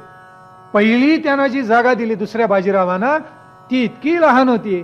त्यावेळेला दुसरे बाजीराव असं म्हणाले ब्रिटिश अधिकाऱ्याला, माझे आचारी सुद्धा याच्यापेक्षा मोठ्या जागेत राहतात. त्यावेळेला शेवटी तो राजा भारमलचा वाडा त्या दुसऱ्या बाजीरावांना देण्यात आला. आता या दुसऱ्या बाजीरावांची जी पत्नी होती त्यांचं नाव होतं वाराणसीबाई.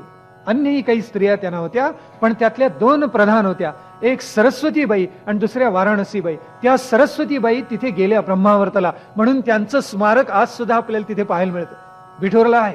दुसऱ्या होत्या त्या वाराणसीबाई, आणि या वाराणसीबाई ज्या वेळेला किल्ले रायगड पडला त्यावेळेला रायगडावर होत्या. पोटल्याच्या डोंगरावर ब्रिटिशांनी तोफा चढवल्या, त्या चढवायला आमच्याच लोकांनी मदत केली. रायगडचं मर्मस्थान कोणतं हे आमच्याच लोकांनी दाखवलं आणि किल्ले रायगडवर प्रचंड मारा झाला. किल्ला सगळा उद्ध्वस्त झाला आणि ज्या वेळेला तो ब्रिटिश अधिकारी वर आला किल्ल्यावर बोलणी करायला, त्यावेळेला बसायला राहील अशी एकही नेटकी वास्तू राहिलेली नव्हती. वाराणसीबाईंनी ती सगळी खलबत केली. या वाराणसीबाई संस्कृतच्या विदुषी होत्या. साठ्यांच्याकडून या दशग्रंथी ब्राह्मणाकडून त्यांनी उदंड ज्ञान मिळवलेलं होतं आणि संस्कृत मधल्या ऋषा, संस्कृत मधली सुभाषित, संस्कृत मधले उतारे त्यांना मुखोद्गत होते. हे ज्या वेळेला त्या डोंगरे शास्त्रींनी पाहिलं त्यावेळी त्यांच्या मनात असं आलं, अरे आपणही असा प्रयोग करायला पाहिजे. आणि त्यांनी आपल्या पत्नीला संस्कृतचं ज्ञान दिलं, घरामध्ये पुष्कळ शिकवलं आपल्या पत्नीला. आणि पुढे म्हैसूरच्या संस्थानामध्ये ते जाऊन राहिले आणि म्हैसूरच्या संस्थानामध्ये जाऊन राहिल्यानंतर त्यांची उदंड कीर्ती पसरली. अपरंपार धन या डोंगरे शास्त्रींना मिळालं. मग त्यांच्या मनामध्ये अशी एक सात्विक इच्छा जागली, आता आपण प्रवास करावा. प्रवास करून कुठपर्यंत जावं, आपण काशीपर्यंत जावं आणि गंगा घेऊन पुन्हा एकदा माघारी आपल्या मातृभूमीमध्ये यावं, असा विचार त्यांनी केला आणि ते प्रवासाला म्हणून बाहेर पडले. दुर्दैव त्यांचं असं की ज्या वेळेला ते प्रवासात होते त्यावेळेला त्यांची जी पत्नी होती ती मृत्यू पावली. त्यावेळेला डोंगरेंना अतिशय दुःख झालं आणि प्रवास करत करत ते तसेच पुढे निघाले. प्रवासात असताना वाटेमध्ये त्यांना एक गृहस्थ भेटले. हे गृहस्थ ज्या वेळेला भेटले त्यावेळेला त्यांनी या डोंगरे शास्त्रींच्याकडे पाहिलं, कारण तेही प्रवासाला निघालेले होते. आणि कसे निघालेले होते तर दंडवत घालत निघालेले होते. चालायचं नाही, नमस्कार एक, त्याच्या पुढे पुन्हा दुसरा, त्याच्या पुढे पुन्हा तिसरा. अजूनही काही वारकरी असे पंढरीला जातात, जे घरावर तुळशीपत्र ठेवतात असे वारकरी श्रद्धेनं दंडवत घालत विठोबाच्या पायापर्यंत जातात. हे जे गृहस्थ होते यांचं नाव माधवराव अभ्यंकर. हे निघालेले होते आणि त्या दंडवत घालून निघालेले असताना त्यांनी या डोंगरे शास्त्रींना पाहिलं. त्यावेळेला त्यांचं वय होतं 44 वर्षांचं, फक्त 44 वर्षांचं. पण ते 44 वर्षाचे वाटत नसत, इतकं तेज आणि तारुण्य त्यांच्या अंगावर होतं. वेदविद्येचा अभ्यास केला असेल आणि त्याच्यामुळे कदाचित त्यांना ते धारण करता आलं असावं. पण जेवढ्या वयाचे आहेत तेवढ्या वयाचे ते वाटत नसत. आपल्यालाही बरं वाटतं ना, हो काय वाटत नाही, आपण आम्हाला उगाच बरं वाटतं. खर तर वाईट वाटलं पाहिजे, जेवढं वय आहे तेवढेच आपण दिसलो पाहिजे. पण आपल्याला वाईट वाटतं काही वेळेला. पण हे 44 वर्षांचे ग्रस्त तरुण दिसत, तेव्हा माधवराव अभ्यंकरांनी त्यांना विनंती केली. त्यांचंही घराणं चांगलं होतं. शेवटी त्या डोंगरींनी स्पष्ट कल्पना दिली. तरी सुद्धा माधवरावांनी आपला हट्ट सोडला नाही. त्यांच्या मुलीचं वय होतं 9 वर्षांचं आणि 44 वर्षाचा पती आणि 9 वर्षाची पत्नी असा विवाह झाला. तेव्हा काशीचा सगळा प्रवास केल्यानंतर हे डोंगरे माघारी परत आले. मनामध्ये हीच भावना की आता हिला आपल्या दुसऱ्या पत्नीला सुद्धा संस्कृत शिकवायचं. आणि म्हणून तुंगभद्रेचा उगम ज्या डोंगरावर होतो त्या डोंगरावर जाऊन त्यांनी तिथे एक आश्रम निर्माण केला. हा जो आश्रम त्यांनी निर्माण केला त्या आश्रमाच्या परिसरामध्ये वाघ राहत असत, त्यांची वस्ती होती असा उल्लेख केलेला आहे. पण त्यांची विद्वत्ता अशी, अनेक विद्यार्थी तिथे आले, भराभरा काही आचार्यही गोळा झाले आणि पाहता पाहता त्या जंगलाच्या सगळ्या परिसरामध्ये एक उत्तम आश्रम निर्माण झाला. आणि तिथे या डोंगरे शास्त्रींचा उत्तरार्ध सुरू झाला.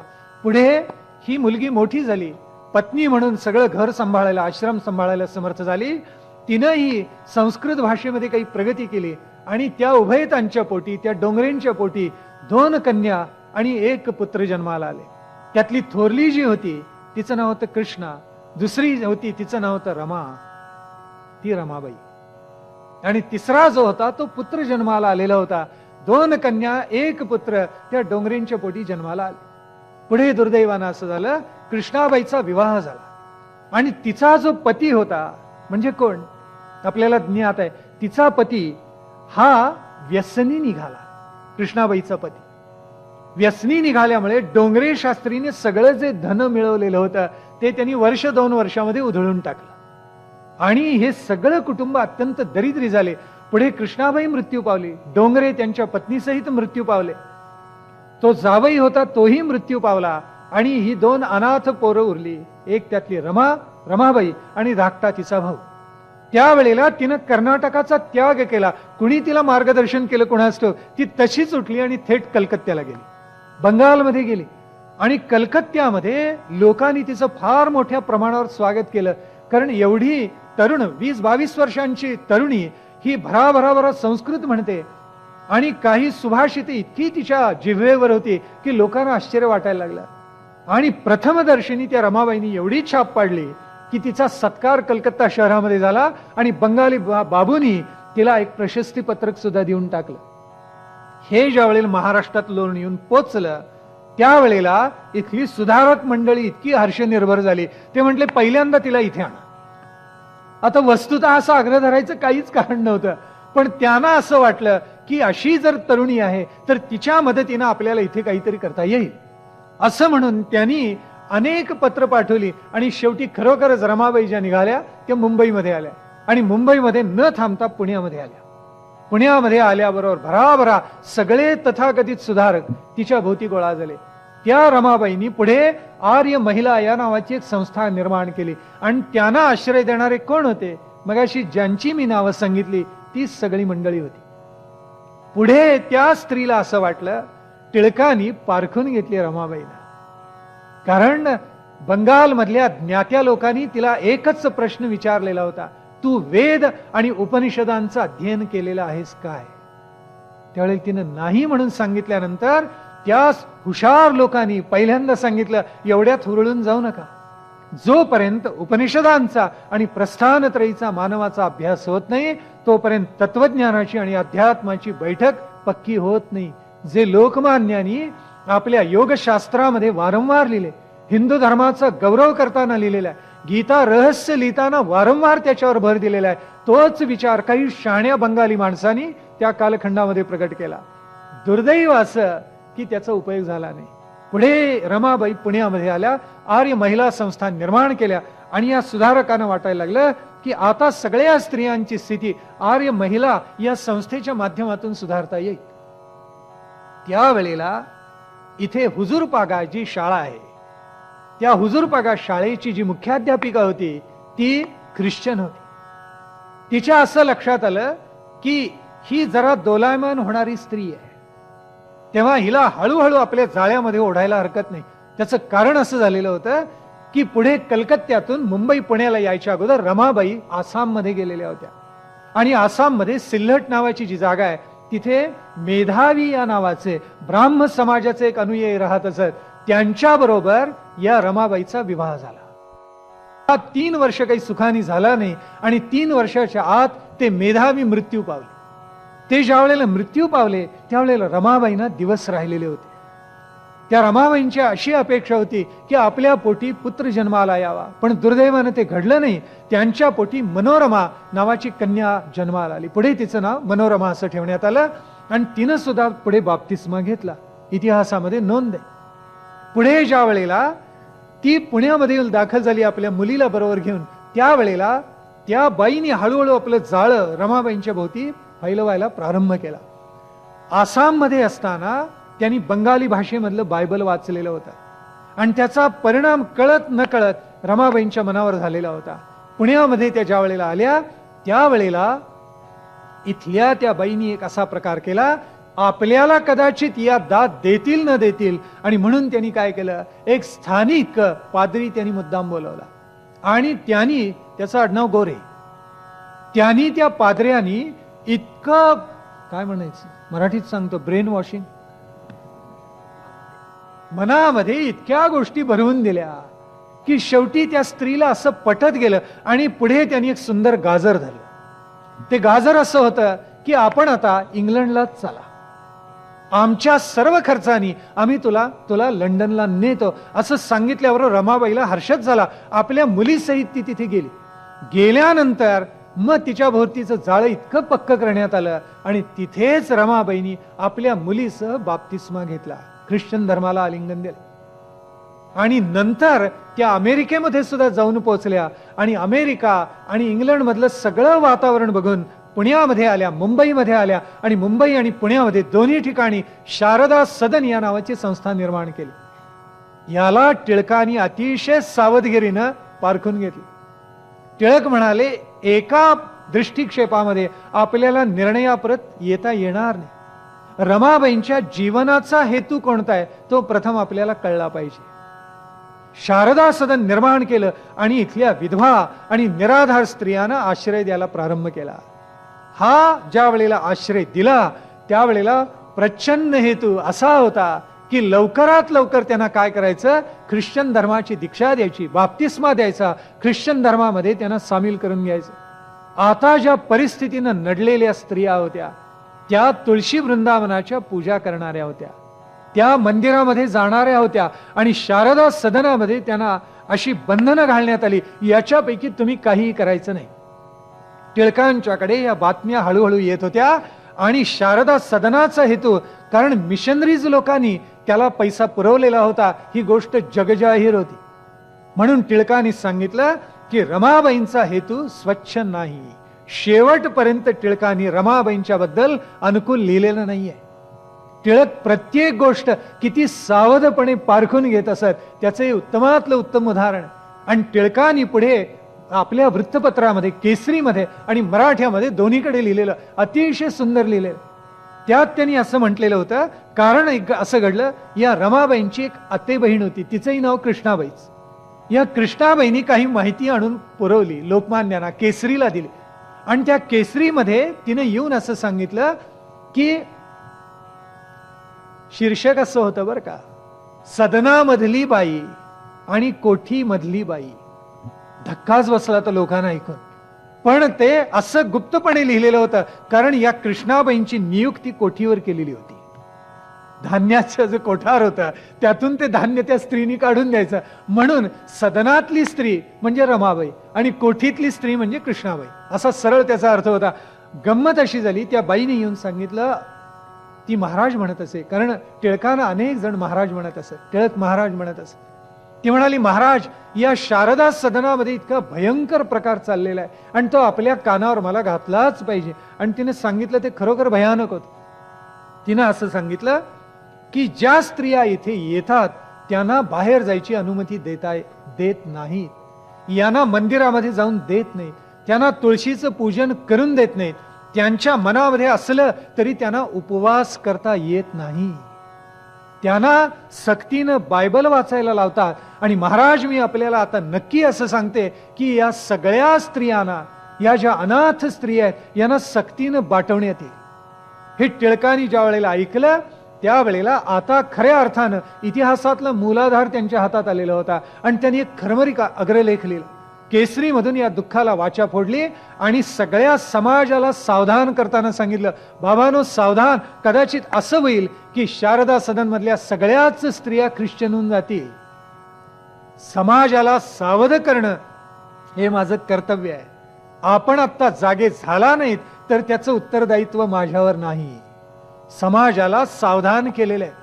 पुढे असं घडलं की मिशनऱ्यांची मदत येतच राहिली आणि त्यावेळेला जे सुधारक होते ते टिळकांच्यावर टीका करत असत. खूप कडवट टीका केलेली, किती म्हणून केलेली, अगर तर फारच कडक टीका करत असत काही वेळेला. आणि परशुरामाचे वंशज असं म्हणत असत. याच्यात काय प्रचंड हेतू आहे पहा, किती वाईट लिहित असत काही वेळेला. म्हणजे परशुरामानी मातेचा सुद्धा वध केला ना, काय काय लिहित असत पहा. आणि म्हणून तुम्ही तुमचा हत्यार असं चालवत आहात की ज्याच्यामुळे समाजाचा काही लाभ होणार नाही. रमाबाई केवढी विदुषी, केवढी शहाणी, आणि तिला तुम्ही दूषण ठेवता, हे योग्य करत नाही. शारदा सदनमध्ये असे कोणतेही प्रकार होणार नाहीत अशी ग्वाही सगळ्या सुधारकांनी, उदार मतवाद्यांनी दिली. आणि देतात न देतात काही कालखंड गेला असेल नसेल आणि एवढ्यात त्या शारदा सदन मधल्या जवळजवळ 19 ते 20 विधवा स्त्रियांना बाटवण्यात आलं, बाप्तिस्मा देण्यात आला, त्यांना ख्रिश्चन करण्यात आलं. आणि केसरीमध्ये ज्या वेळेला ही बातमी, ही वार्ता प्रगट झाली त्यावेळेला त्या सुधारकांचे चेहरे कसे झाले असतील पहा. प्रचंड धक्का बसला सगळ्यांना. आणि या वेळेला इतकी कडक टीका टिळकांनी केलेली आहे. त्यांनी सांगितलं तर मागेच हा इशारा आम्ही आपल्याला देऊन ठेवलेला होता. आमचं दुर्दैव असं, या समाजाचं दुर्दैव असं की आपण सावधान झालो नाही. स्वधर्मे निधनम श्रेय परधर्मो भयावहा, भगवान श्रीकृष्णांनी गीतेत सांगितले. पण आमच्या माणसांना जाग येत नाही. लोकमान्य लिहितात, आमच्या माणसानं हे कळत कसं नाही की शेवटी त्याचा परिणाम काय होईल. याचं उदाहरण आपल्या समाजासमोर आलं तर समाजावर त्याचा परिणाम काय होईल. म्हणून आमच्या सुधारकांनी, उदार मतवाद्यांनी हे ध्यानामध्ये घेतलं पाहिजे की शेवटी सनातन धर्माची तत्व हीच हिंदू समाजाला आणि हिंदुस्थानला तारून नेल्याशिवाय राहणार नाही. अत्यंत स्वच्छ भूमिकेमध्ये टिळकांनी आपलं मनोगत व्यक्त केलेलं होतं. मग मात्र खडबडून एकदम ब्रिटिश सगळे जागे झाले आणि शारदा सदनवर प्रचंड टीका सुरू झालेली होती. त्यावेळेला त्यांनी असं ठरवलं, आता करार संपुष्टात येतोच आहे, ज्या मुदतीनं आपण जागा दिलेली होती ती आता काढून घेऊया. आणि रमाबाईंच्याकडून ती जागा काढून घेण्यात आली. तिथे नियमितपणे सरळ सरळ मिशनऱ्यांची शाळा प्रस्थापित करण्यात आली. आणि रमाबाई ज्यांना सक्तीनं या ख्रिश्चन धर्माला आलिंगन देण्यात सक्ती करण्यात आलेली होती त्या सगळ्यांना घेऊन त्यांनी केडगाव गाठलं. आणि तिथे त्यांनी आता शारदा सदन हे नाव बदललं आणि त्याचं नाव त्यांनी मुक्ती सदन असं केलेलं होतं. पण हे मुक्ती सदन हे आपल्यातला मोक्ष नव्हता, हिंदू धर्मातली ही मुक्ती नव्हती, हिंदू धर्माने प्रगट केलेला मोक्ष नव्हता. हा ख्रिस्तोदायी मुक्तीचा मार्ग होता असं तिथून काढलेल्या पत्रकामध्येच रमाबाईंनी लिहिलेलं होतं. सुरुवातीच्या कालखंडामध्ये काही स्त्रिया तिथे गेल्या आणि लवकर असा बुडबुडा सगळा फुटला आणि शेवटी त्या मुक्ती सदनामधली संख्या हळूहळू कमी होत गेली. लोकमान्य टिळकांचा एका दृष्टीनं प्रचंड विजय झाला. सगळे सुधारक मानाखाली घालून गप्प बसले. पण लोकमान्यांच्या वाट्याला येणारं जे दुर्दैव होतं आणि दैव होतं ते काही थांबणार नव्हतं. एकामागून एक एक आघात केसरीवरही होणार होते, मराठावरही होणार होते. आणि त्यावेळेला क्रॉफर्डचं प्रकरण उदया आलं. एक प्रकरण यावं, टिळकांनी त्याला धीरानं तोंड द्यावं आणि तोपर्यंत दुसरं प्रकरण निर्माण व्हावं, असं टिळकांच्या आयुष्यामध्ये सदैव घडलेलं आहे. योगामध्ये सांगितलेलं आहे, एक इच्छा उदित होते आणि ती जिरते, दुसरी उदित होते आणि ती जिरते. पण या इच्छा निर्माण न करणं किंवा निर्माण झाल्या तरी निर्द्वंद्वात्मक स्थितीमध्ये राहणं याला योगी म्हणतात. असे कितीतरी संकटांच्या लाटा लोकमान्यांच्यावर आयुष्यभर येऊन आदळत राहिल्या. पण त्याच्यामध्ये हा निर्द्वंद्व कसा असतं, म्हणजे सगळी द्वंद्व शांतपणे एखादा धीरोदात्त महापुरुष कसा सहन करतो याचा आदर्श लोकमान्यांनी समाजापुढे ठेवला. मात्रा स्पर्शास्तु कौंतेय शीतोष्ण सुख दुःखदाः आगमा पायनो नित्याः तां स्थितिक्षस्व भारत. भगवंतानी सांख्य योगामध्ये अर्जुनाला सांगितलेलं आहे, अरे जे या सृष्टीमध्ये नानाविध विषय असतात, बाह्य त्याच्या मात्रा असतात, त्यांचा इंद्रियाशी संयोग झाला की सुखदुःखादी आपल्याला आपोआपच लाभतात. त्यालाच आपण शीत आणि उष्ण असं म्हणत असतो. पण ते येतात आणि जातात, सुखही येतात आणि जातात, दुःखही येतात आणि जातात. म्हणून तान तितिक्षस्व भारत. अर्जुना, धीरोदात्तपणे त्याला सामोरं जा, सहन कर. ही सृष्टीची रचना सगळी द्वंद्वात्मक आहे. लोकमान्याने पुढे गीता रहस्य लिहिलं, त्याच्यामध्ये या द्वंद्वात्मक सृष्टीच्या द्वंद्वात्मक रचनेवर अतिशय सुंदर प्रकाश टाकलाय. आणि जो महात्मा असतो तो हे धीरोदात्तपणे कसं पचवतो आणि निर्द्वंद्वावस्थेला कसा प्राप्त होतो त्याचं वर्णन केलेलं आहे. त्याला आत्मानुभूतीचा स्पर्श आहे, आत्मप्रचितीचा स्पर्श आहे. म्हणून लोकमान्य इतक्या उंचीवर जाऊन पोहोचलेले आहेत. हे एक प्रकरण हातावेगळं झालं तोपर्यंत क्रॉफर्ड डोक्यावरून पडलेच. क्रॉफर्डांचा संबंध जुना होता, गंगाधर शास्त्री पासूनचा होता, आपल्याला नवल वाटे. कारण कोकणामध्ये रत्नागिरीच्या मुलखावर ब्रिटिश सरकारने या क्रॉफर्डची नेमणूक केलेली होती. हा मनुष्य अत्यंत व्यसनी आणि स्त्रैण होता, पण बुद्धी त्याला मिळालेली होती ती वाकुड्या मार्गाने तो उत्तम प्रकारे चालवत असे. त्यांनी काय केलं असेल आपल्याला नवल वाटेल. त्यांनी इतक्या लोकांना विश्वासामध्ये घेतलं, रत्नागिरी आणि कोकण परिसरामधल्या सगळ्या लोकांना, की एतद्देशीयांशी त्याची मैत्री झाली. पुढे त्यानं एक सॉ मिल काढली, लाकडं आणायची, कापायची आणि इमारतीनं मोठ्या पुरवायची असा धंदाच त्यांनी सुरू केला. तो व्यवसाय नव्हता, कारण त्याच्यामध्ये नीतिमत्ता नव्हती. जिथे नीतिमत्ता असते तो व्यवसाय असतो, जिथे अनीती असते तो धंदा असतो. याच्या मनामध्ये केवळ अनीती होती आणि त्याच्यामुळे त्यांनी त्या धंद्याला प्रारंभ केला. आणि त्यांनी काय केलं, भांडवल कुठून निर्माण करायचं, ज्यांचा विश्वास त्यांनी जिंकलेला होता त्या सगळ्यांच्याकडून त्यांनी पैसे गोळा करायला प्रारंभ केला. आणि त्याच्यामध्ये त्या भांडवलदारांमध्ये जे सहभागी झालेले होते त्याच्यामध्ये एक म्हणजे लोकमान्यांचे वडील होते गंगाधर शास्त्री. त्यांनी त्या कालखंडामध्ये ती सॉ मिल निर्माण करण्यासाठी 1,000,000 रुपये दिलेले होते. किती जुनी घटना आहे, आपण कल्पना करा. म्हणजे लोकमान्य काही वर्षांचे होते त्यावेळची घटना आहे. 125, 130, 140 वर्षापूर्वीची घटना आहे. त्यावेळेला त्या 1,000,000 रुपयांना काय किंमत असेल कल्पना करा. त्यावेळेला या क्रॉफर्डनी असं अभिवचन दिलेलं होतं की व्याजासहित मुद्दल परत करेन. लबाड माणसं असं कधी करत नसतात, फसवतात लोकांना. तेव्हा हा जो क्रॉफर्ड होता हा अत्यंत लबाड होता. टिळकांनी ज्या ज्या वेळेला पैसे मागितले, ज्या ज्या वेळेला पैसे स्वीकारले, त्यातल्या पैची परतफेड केलेली आहे. इतिहासाची साक्ष आहे. इतका निर्मळ मनाचा हा महापुरुष. आणि हा क्रॉफर्ड मात्र असा होता की त्यांनी काय केलं, ज्यांच्याकडून भांडवल गोळा केलेलं होतं, पैसे गोळा केलेले होते, ते सपशेल बुडवले. गंगाधर शास्त्रींचं एक पत्र आहे आणि त्याची नोंद इतिहासामध्ये सापडते आपल्याला. त्यांनी लिहिलेलं आहे की आपण सॉ मिल निर्माण केली आणि त्याच्यासाठी आपल्याला भांडवल हवं होतं, म्हणून आम्ही अत्यंत विश्वासाने आपल्याला पैसे दिले, 1,000,000 रुपये दिले. त्याचं आतापर्यंत व्याज किती झालं त्याची नोंद केली गंगाधर शास्त्रींनी. 800 रुपये व्याज झाले. त्यात पुढे ते म्हणतात, माझी मुलं आता मोठी होणार, लग्न प्रसंग घरामध्ये उभे राहणार, त्यावेळेला मी पैसा कुठून बरा आणावा. माझ्या जवळची सगळी शक्ती मी तुम्हाला देऊन टाकली, आता आपण व्याजही देत नाही आणि मुद्दलही देत नाही. बरं, मुद्दल तर राहू दे, पण निदान माझ्यावर कृपा एवढी करा, 800 रुपये व्याज तरी द्या. असं त्या पत्रामध्ये गंगाधर शास्त्रींनी लिहिलेलं आहे. छदाम दिला नाही क्रॉफर्डनी, परत बुडवून टाकले, व्याजही खाल्लं, मुद्दलही खाल्लं. आणि शेवटी त्यांनी इतके पैसे गिळंकृत केले लोकांचे. आणि तो काय करत असे, त्या पैशामधून उत्तमातले उत्तम दागिने घ्यावेत आणि आपल्या परिचयामधल्या घरच्या स्त्रियांना द्यावेत, असा प्रकार सुरू झाला. त्याच्या पापाची शीग भरत आली, कारण लोकांच्या मध्ये प्रचंड संतोष सगळीकडे पसरला आणि ही वार्ता चौकरणी झाली. पुढे असं झालं, लोकमान्य मोठे झाले, पुण्यामध्ये आले, केसरी मराठा निघाला आणि तोपर्यंत त्या क्रॉफर्डचा असा उन्मत्तपणा चाललेलाच होता. शेवटी हे सगळं प्रकरण ब्रिटिश सरकारकडे गेलं आणि त्यांच्या असं लक्षात येलं, आपल्याच एका माणसाने भयंकर प्रकार केलेला आहे. लोकमान्यांनी लिहिलेलं आहे की लोकमान्य केसरीमध्ये म्हणतात, ज्याची कातडी काळी किंवा तपकिरी त्यांच्यासाठी या अत्यंत उदार ब्रिटिश सरकारचा न्याय वेगळाच असतो. आणि ज्याची कातडी गोरी आहे त्यांच्यासाठी हे गुलदस्त्यातले न्याय बाहेर काढत असतात. क्रॉफर्डनी असा अधमपणा केला आणि त्याच्या चौकशीला प्रारंभ झाला.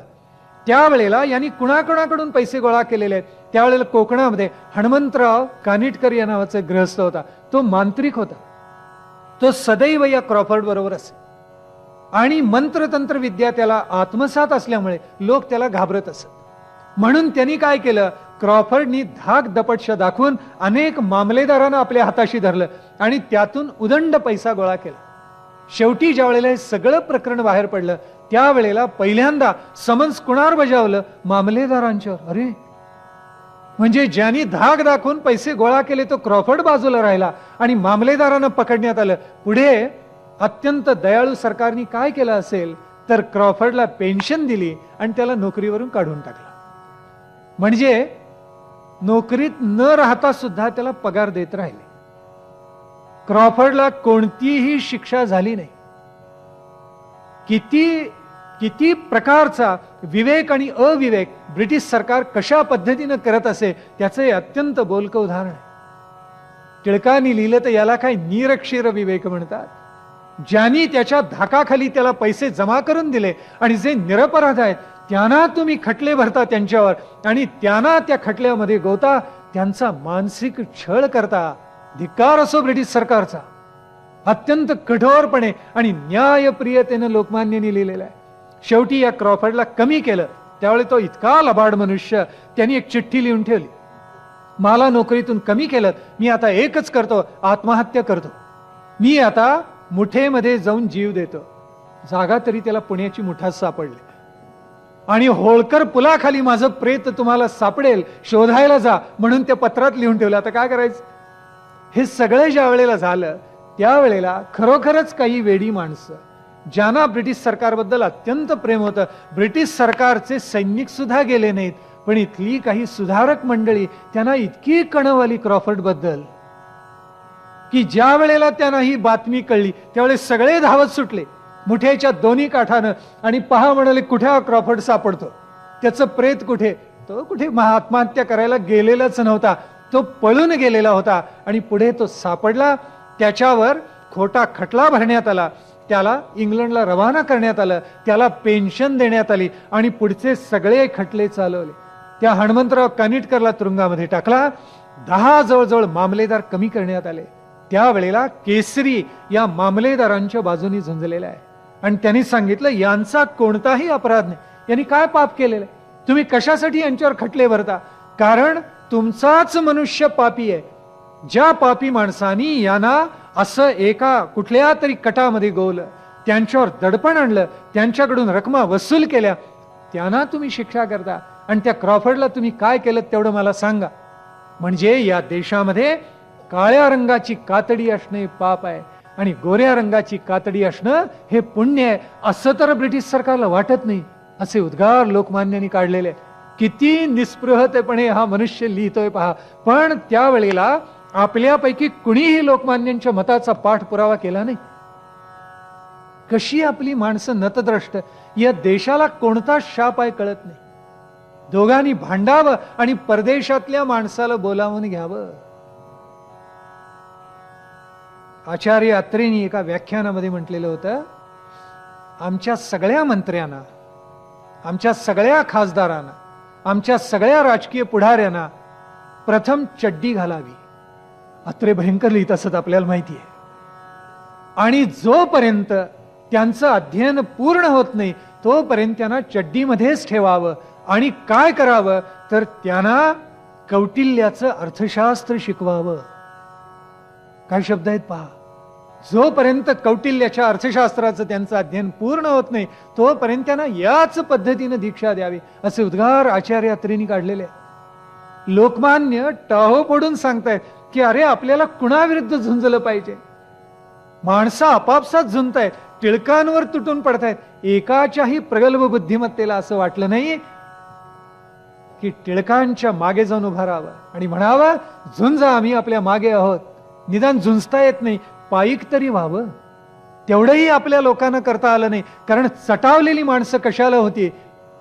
गाडी पाहिजे, सुख पाहिजेत, बंगले पाहिजेत, उत्तमातली उत्तम सुख आपल्याला प्राप्त व्हायला पाहिजे. दुर्दैव आपल्या समाजाचं. आणि वर पुन्हा काय पाहिजे? राव बहादूर पदवी पाहिजे. धिक्कार असो, काय त्या राव बहादूर पदवीला अर्थ आहे? माणसं अशी चटावलेली होती. ब्रिटिश सरकारने एक तुकडा फेकला राव बहादूर पदवीचा. कुत्र्यानी शेपूट जशी हलवावी तशी ब्रिटिश सरकार पुढे आमचेच लोक शेपूट हलवत होते आणि ब्रिटिश सरकारला म्हणत होते, आम्ही काय करू तेवढं सांगा. खरा या देशाचा अर्थ कुणाला कळलेला होता? खरा धर्माचा अर्थ कुणाला कळलेला होता? लोकमान्यांना कळलेला होता. म्हणून त्यांनी सांगितलं, एतद्देशीय माणसांना न्याय वेगळा आणि ब्रिटिशांना न्याय वेगळा. जनरल डायरनी पुढे हा इतिहास पुढे घडला. बेछूट गोळीबार केला जालियनवाला बागेमध्ये. शेकडो माणसं मृत्युमुखी पडली, हजारो माणसं जखमी झाली. अनेक लोकांनी त्या विहिरीमध्ये उड्या टाकून स्त्रियांनी सुद्धा जीव दिले. हा डायर ज्या वेळेला त्याच्यावर खटला भरला त्यावेळेला काय सांगता झाला? मी बंदुकीच्या फैरी त्याच वेळेला थांबवल्या ज्या वेळेला माझ्याकडे गोळ्याच शिल्लक उरल्या नाहीत. नाहीतर उरलेल्या सगळ्या भारतीय माणसांना गोळ्या घालून मारलं असतं. या डायरला ब्रिटिश सरकारने काहीही केलं नाही. सगळ्यातून त्याची मुक्तता केली. खुशाल हा आपल्या मायभूमीला परत गेला. वास्तविक ब्रिटिशांनी पकडून त्याला फाशी द्यायला हवा होता. एकही मनुष्य असा फाशी गेला नाही. पण हा इतिहास टिळकांना जसा कळला अन्य कुणालाही कळला नाही. आपल्या देशाचं दुर्दैव आहे. 1857-58च्या स्वातंत्र्य लढ्यामध्ये कॅप्टन नीलला लॉर्ड कॅनिंगनी एकच सांगितलं तर, जा आणि दहशत बसव. दहशत कशी बसवली माहिती आहे आपल्याला? जो दिसेल स्वातंत्र्य सैनिक त्याला झाडाला तरी टांगायचा, नाहीतर त्याचा गळा चिरायचा संगिनीनं. त्यातून जे रक्त जमिनीवर पडेल ते दुसऱ्या स्वातंत्र्य सैनिकाला जमिनीवर पडलेलं रक्त जिभेनी चाटायला लावत असे तो कॅप्टन नील. इतिहासात त्यांच्याच ब्रिटिश इतिहासकारांनीच नोंदी अशा केलेल्या आहेत. उत्तर भारतामध्ये केवळ या कॅप्टन नील नावाच्या राक्षसानी 4.5 लाख निरपराध माणसं मारली. कोणतीही त्याला शिक्षा नाही. काय गंमत आहे! इतिहास तरी कसा अद्भुत असतो. एक मनुष्य दुसऱ्या माणसाच्या घरी घुसला आणि वस्तू पळवली तर त्याला आपण चोरी म्हणतो. आणि एका देशानं दुसऱ्या देशावर आक्रमण केलं तर आपण त्याला साम्राज्य विस्तार म्हणतो. याला इतिहास म्हणतात. टिळकांना हे बरोबर कळलेलं होतं की ही माणसं कशासाठी इथे आलेली आहेत. या बाबतीत टिळक आणि शिवाजी महाराज यांचं एक वचन होतं, कारण जे शिवाजी महाराज बोलले तेच लोकमान्य बोललेले. वाक्य इतकं सुंदर आहे म्हणून सांगू. हे ब्रिटिश कसे आहेत? शिवाजी महाराजांनी म्हटलेलं आहे आणि लोकमान्यांनी म्हटलेलं आहे. कसे आहेत? हे गायीच्या चाळावर बसतील पण त्या गायीचं स्निग्ध आणि पौष्टिक दुग्ध यांना पिववणार नाही. गायीच्या चाळावर बसतील पण दूध प्यायचे नाहीत. काय पितील? रक्त पितील गायीचं. बरोबर दोघांनी एकच उद्गार काढलेले. तेच केलं. इतकं पिळले आमच्या समाजाला. काल मी त्याचा उल्लेख केला. 19व्या शतकाच्या शेवटच्या 30 वर्षामध्ये 90 कोटी पाऊंड लुटून नेले ब्रिटिशांनी इथून. आणि तरी सुद्धा आमच्या एतद्देशीयांना वाटत होतं ते शिकवतात तसंच शिकावं. एक तुकडा राव बहादुराचा टाकला की राव बहादूर व्हावं आणि प्रिव्ही काउन्सिलला जाऊन बसावं आणि हात वर करावेत. ब्रिटिशांनी म्हटलं करा हात वर, की हात वर करावेत. कसा आपला इतिहास लिहिला गेलाय. दुर्दैव आहे समाजाचं.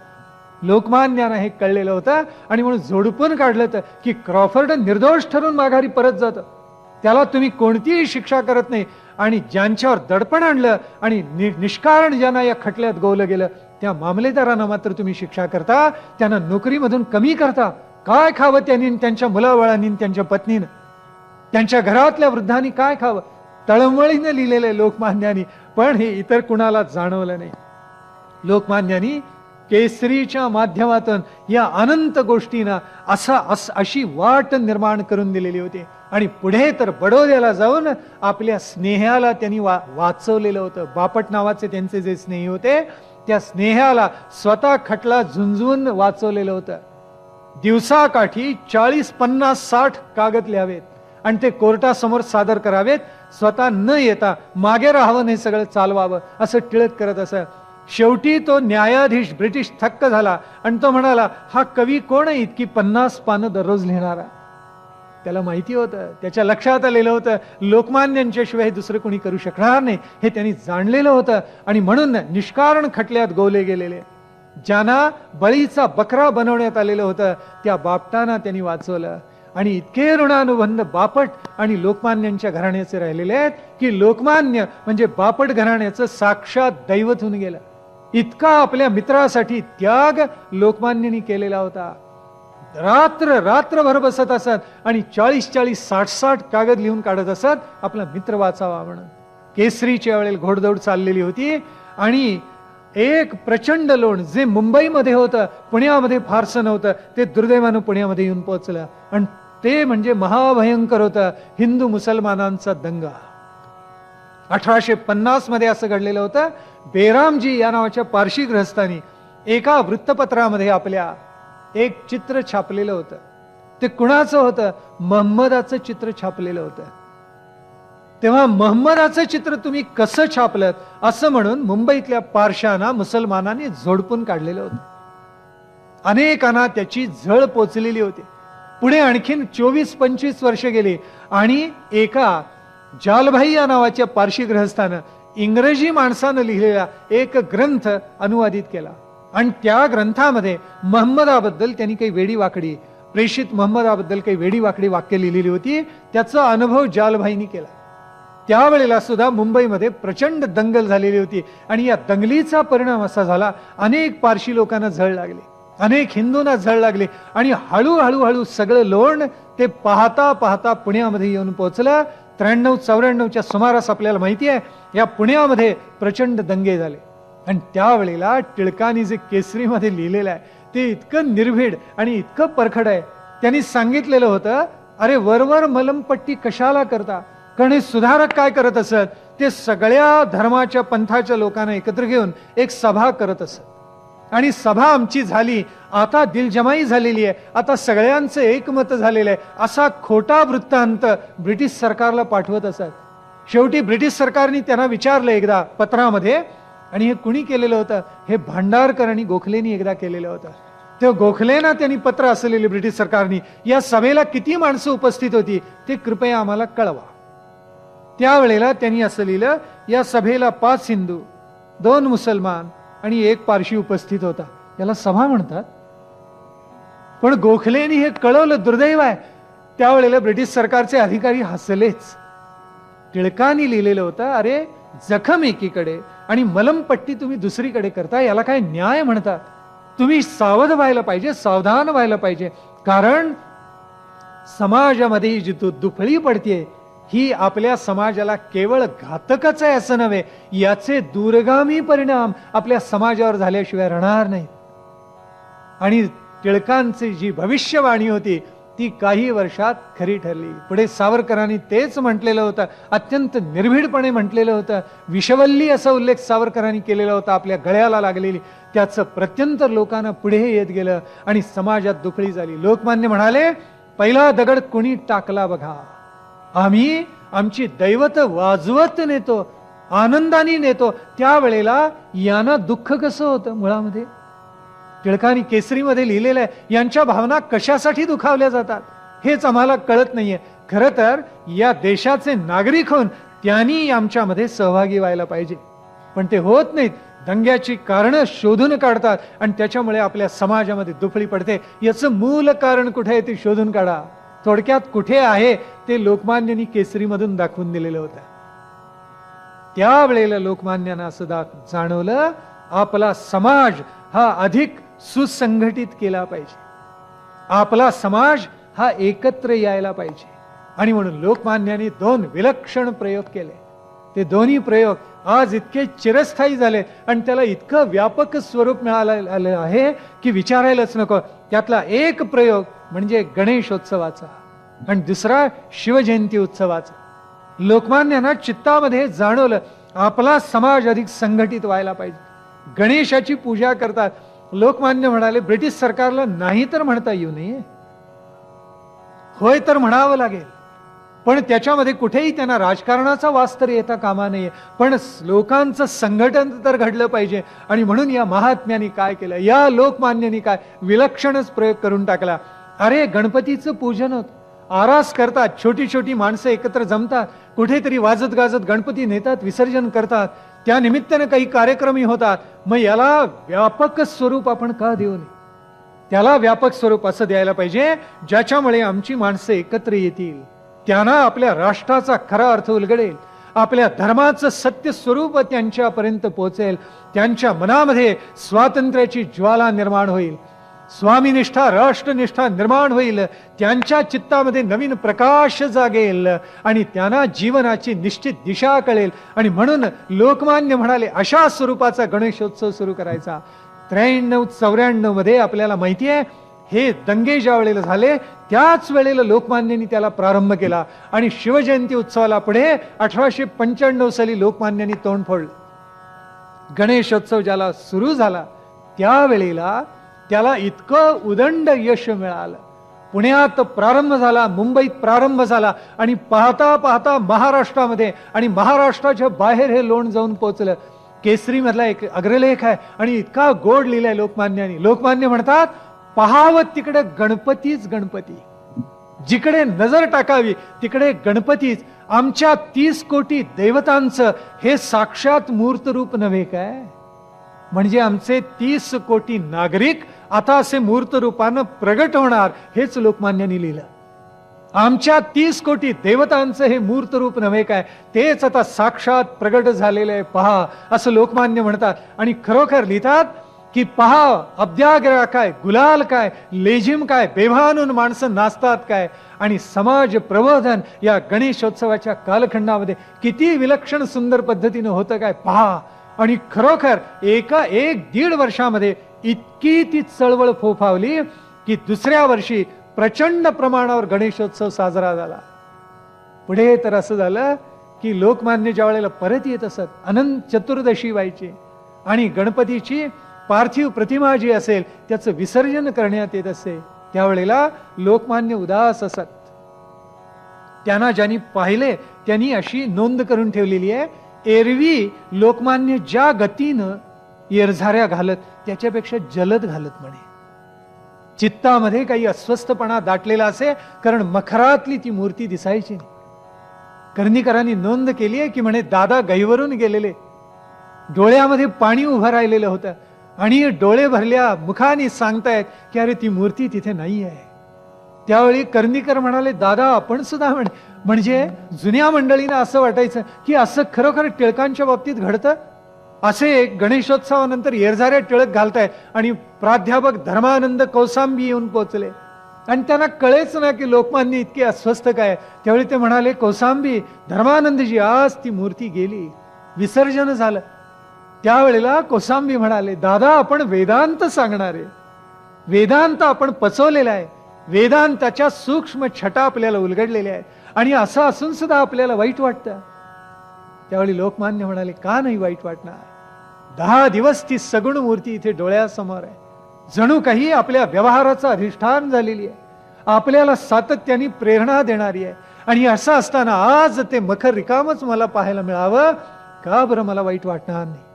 सगुणावर मनुष्य किती प्रेम करतो, अगदी वेदांती असला तरी प्रेम करतो. शंकराचार्यांनी म्हणून तर पंचायतन पूजा सांगितली, सगळ्यांना एकत्र आणावं हाच विचार पुढे जसा शंकराचार्यांनी केला तसा लोकमान्यांनी अत्यंत क्रांतिकारी विचार आहे. या गणेशोत्सवाच्या माध्यमातून अनंत लोकांना त्यांनी एकत्र आणून जोडलं, इतकं सुंदर जोडलं. आणि पुढे 85 साली विचार चित्तामध्ये होताच, शिवजयंती उत्सव 95 मध्ये व्हावा. 85 पासून सगळ्या प्रक्रियेला प्रारंभ झालेला होता, कारण शिवाजी महाराजांची जी समाधी आहे ती अत्यंत वाईट अवस्थेमध्ये आहे, हे सगळीकडे हळूहळू प्रसृत झालेलं होतं. त्यावेळेला समाधीचा जीर्णोद्धार करावा आणि त्या निमित्तानं शिवाजी महाराजांचा उत्सव सुरू करावा ही भूमिका लोकमान्यांच्या मनामध्ये होतीच. आणि म्हणून लोकमान्यांनी विलक्षण करून टाकलं, हळूहळू सगळ्यांना एकत्र घेतलं आणि त्या शिवजयंती उत्सवामध्ये गोवून टाकलं.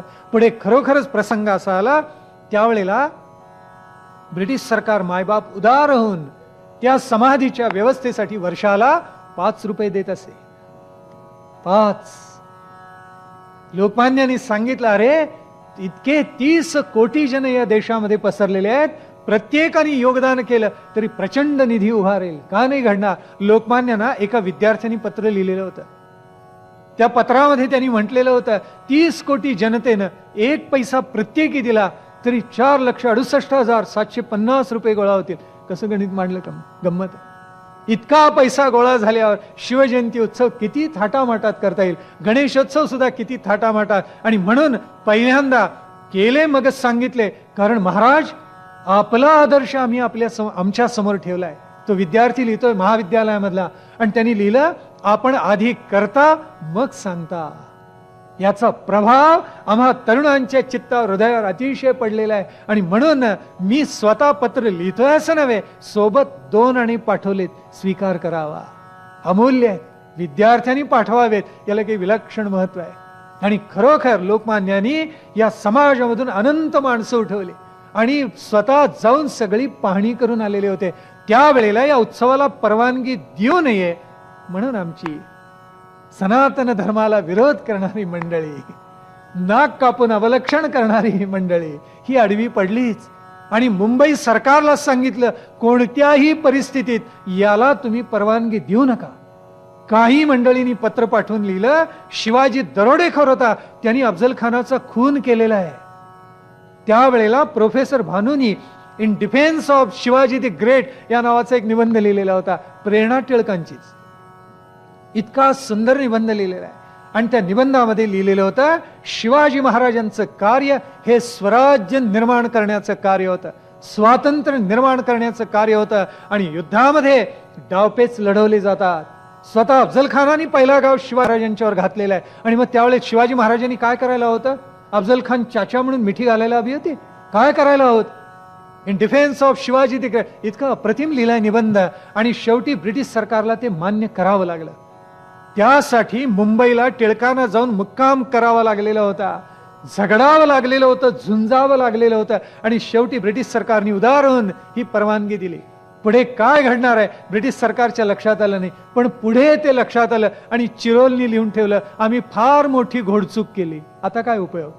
बाण तर धनुष्यातून निसटलेला होता. या 2 उत्सवांना आम्ही परवानगी दिली आणि टिळकांचं बळ लक्षपट आम्हीच वाढवलं असं चिरोलनी लिहून ठेवलेलं. आणि मग लोकमान्यांनी माणसं उठवली. केसरीमध्ये लेख लिहिलेला होता, आपल्याला जबाबदारीनं वागावं लागेल, कुठेही दंगा होणार नाही, कुठेही माणसांची मनं दुखावणार नाही, असं आपल्याला वागावं लागेल. आणि रायगडावर असा उत्सव साजरा करावा लागेल, कारण दयाळू ब्रिटिश सरकारवरती बसलेलंच आहे, त्यांना पाहिजेच आहे असं कुठेतरी खुट्ट व्हायला. सगळे उत्सव बंद ते करतील माझी पूर्ण खात्री, म्हणून सावधान राहा, स्वतः लोकमान्यांनी सांगितलं. आणि शिवजयंतीचा उत्सव रायगडावर पहिल्यांदा प्रचंड प्रमाणावर साजरा करण्यात आला. 150-200 वर्षामध्ये जिथे माणसं पोचलेली नव्हती तिथे हजारोंच्या संख्येनं माणसं गोळा झाली. जगदीश्वराचं मंदिर असो, शिरकाई देवीचं छोटं मंदिर असो, मग राजसभा असो, सिंहासनाचं जोत आणि आसपासचा परिसर असो, न्यायसभा असो, वादसभा असो, प्रत्यक्ष बुरुज असो, सगळ्या ठिकाणी जी जळमट साचलेली होती ती झाडून लखलखीत करण्यात आली. जगदीश्वराचं मंदिर अतिशय सुंदर करण्यात आलं, राजसभा स्वच्छ सुंदर करण्यात आली. आणि भगवे ध्वज त्या रायगडावर सगळीकडे नाचायला लागले. आणि आसमंत शिवाजी महाराजांच्या गर्जने, हर हर महादेवच्या गर्जनेने दुमदुमून गेलेला होता. आणि पहिल्यांदा त्या उत्सवाला प्रारंभ झाला. इतिहासात मी पहिल्यांदा वाचलं त्यावेळी मी रोमांचित झालं. त्याचं कारण आपल्याला सांगतो. उत्सवाचा प्रारंभ जो झाला तो कीर्तनाने झाला. आणि कीर्तन करणारे विद्वज्जन कोण होते? त्यांचं नाव होतं विनायक शास्त्री अभ्यंकर. पुन्हा इतक्या वर्षानंतर हा शिवजयंती उत्सव सुरू झालेला लोकमान्यांच्या प्रेरणेनं. आणि मग एक एक कार्यक्रम सुरू झाले. कुणी लेझिम खेळले, कुणी दाणपट्ट्याचे हात केले. वीर रस त्या रायगडावर जणू नाचायला लागला. आणि इतका आनंदी आनंद दाटला. त्या शिवजयंती उत्सवाचा सगळा भावार्थ लोकमान्यांनी प्रगट करून सांगितला. जणू जनता जनार्दनाचं सामर्थ्य प्रगट केलं. केसरीमध्ये सांगूनच ठेवलेलं होतं, स्थितीम नो रे दध्याहा. अरे इथे आपल्या नखांचा घाव घालणारा हा निद्रिस्त सिंह आहे. त्याला असं वाटलं की हा गुहेमधला खडक म्हणजे उन्मत्त झालेल्या त्या हत्तीचं गंडस्थळ आहे. आणि म्हणून त्यांनी आपल्या पंजाचा फटका मारून दगड सुद्धा विदीर्ण करून टाकला. मग हत्तीचं गंडस्थळ तो तोडेल यात नवल काय? अप्रत्यक्षपणे ब्रिटिश सरकारला सांगितलं, आता हा सिंह निद्रिस्त होता तो जागृत व्हायला लागलाय. माणसातून खांबातून आता आमचे नरसिंह जणू काही प्रगट होतील, असं सामर्थ्य प्रगट करतील की ज्याच्यामुळे या देशाला पुन्हा स्वातंत्र्याचा लाभ होईल, पुन्हा इथे स्वराज्य नांदेल, पुन्हा इथे सुराज्य नांदेल, इथे रामराज्य निर्माण होईल, असं स्वप्न लोकमान्यांनी पाहिलेलं होतं. प्रत्यक्ष अप्रत्यक्षपणे या दोन्ही उत्सवांच्या माध्यमातून लोकमान्यांनी ब्रिटिश सरकारपर्यंत पोहोचवलं. आणि ब्रिटिश सरकार आता मात्र खडबडून जागे झालं. अरे, केवढी प्रचंड शक्ती आपल्या विरुद्ध उभी राहते, या लोकमान्यांना कुठेतरी गुंतवलं पाहिजेच अशी त्यांची भूमिका निर्माण झाली. पण त्या ब्रिटिश सरकारने दुष्काळाचं आणि रॅनच्या हत्येचं, प्लेगचं निमित्त करून लोकमान्यांच्यावर राजद्रोहाचा खटला कसा घातला, लोकमान्य त्याच्यातून उजळून बाहेर कसे पडले, कसं त्यांना ते तुरुंगवासाचं दुःख सहन करावं लागलं, लोकमान्यांनी तो तुरुंगवास कसा सोसला. लोकमान्यांना सदैव कच दर्जा, पकडलं तुरुंगात नेलं की कैद्याचा दर्जा कोणता, क. मंडालेमध्ये तेवढ्या काही सुविधा उपलब्ध करून दिल्या. सावरकर आणि टिळकांच्या वाट्याला सदैव कच दर्जा. काही भाग्यवंत असे की त्यांना सदैव अदर्जा. त्यांना जे मागतील तसे तांदूळ, त्यांना झोपायला मच्छरदाणी, त्यांना गादी अशी मिळाली. पण लोकमान्य मात्र असे राहिले राजद्रोहाच्या खटल्यामध्ये, पण त्यातून तावून सुलाखून बाहेर पडले आणि पुन्हा एकदा पुनश्च हरिओम म्हणून त्यांनी प्रारंभ केला. पण तो सगळा उज्ज्वल इतिहास पुढे घडलेल्या ताई महाराज प्रकरणातून सुद्धा तावून सुलाखून टिळक कसे बाहेर पडले, हा सगळा उज्ज्वल इतिहास उद्याच्या प्रवचनामध्ये आपण पाहायचा. आज जे जे म्हणून ऐकलं ते अतिशय उत्कट भावनेनं, राष्ट्रभक्तीच्या भावनेनं आपण सगळेजण आपल्या चित्तामध्ये धारण करूया. आणि लोकमान्यांनी जी प्रेरणा उत्सवांना दिलेली होती ती पुन्हा एकदा तो निर्मळ उत्सव तसा व्हावा म्हणून आपल्या चित्तामध्ये जागवूया. गणेशाचं पूजन आपल्या चित्तामध्ये करूया, मानस पूजा करूया आणि शिवाजी महाराजांचा अवघा पराक्रम सुद्धा आज आपण आपल्या चित्तामध्ये धारण करूया आणि इथेच काही काल विरमूया. लोकमान्य टिळक महाराज की जय. प्रभू.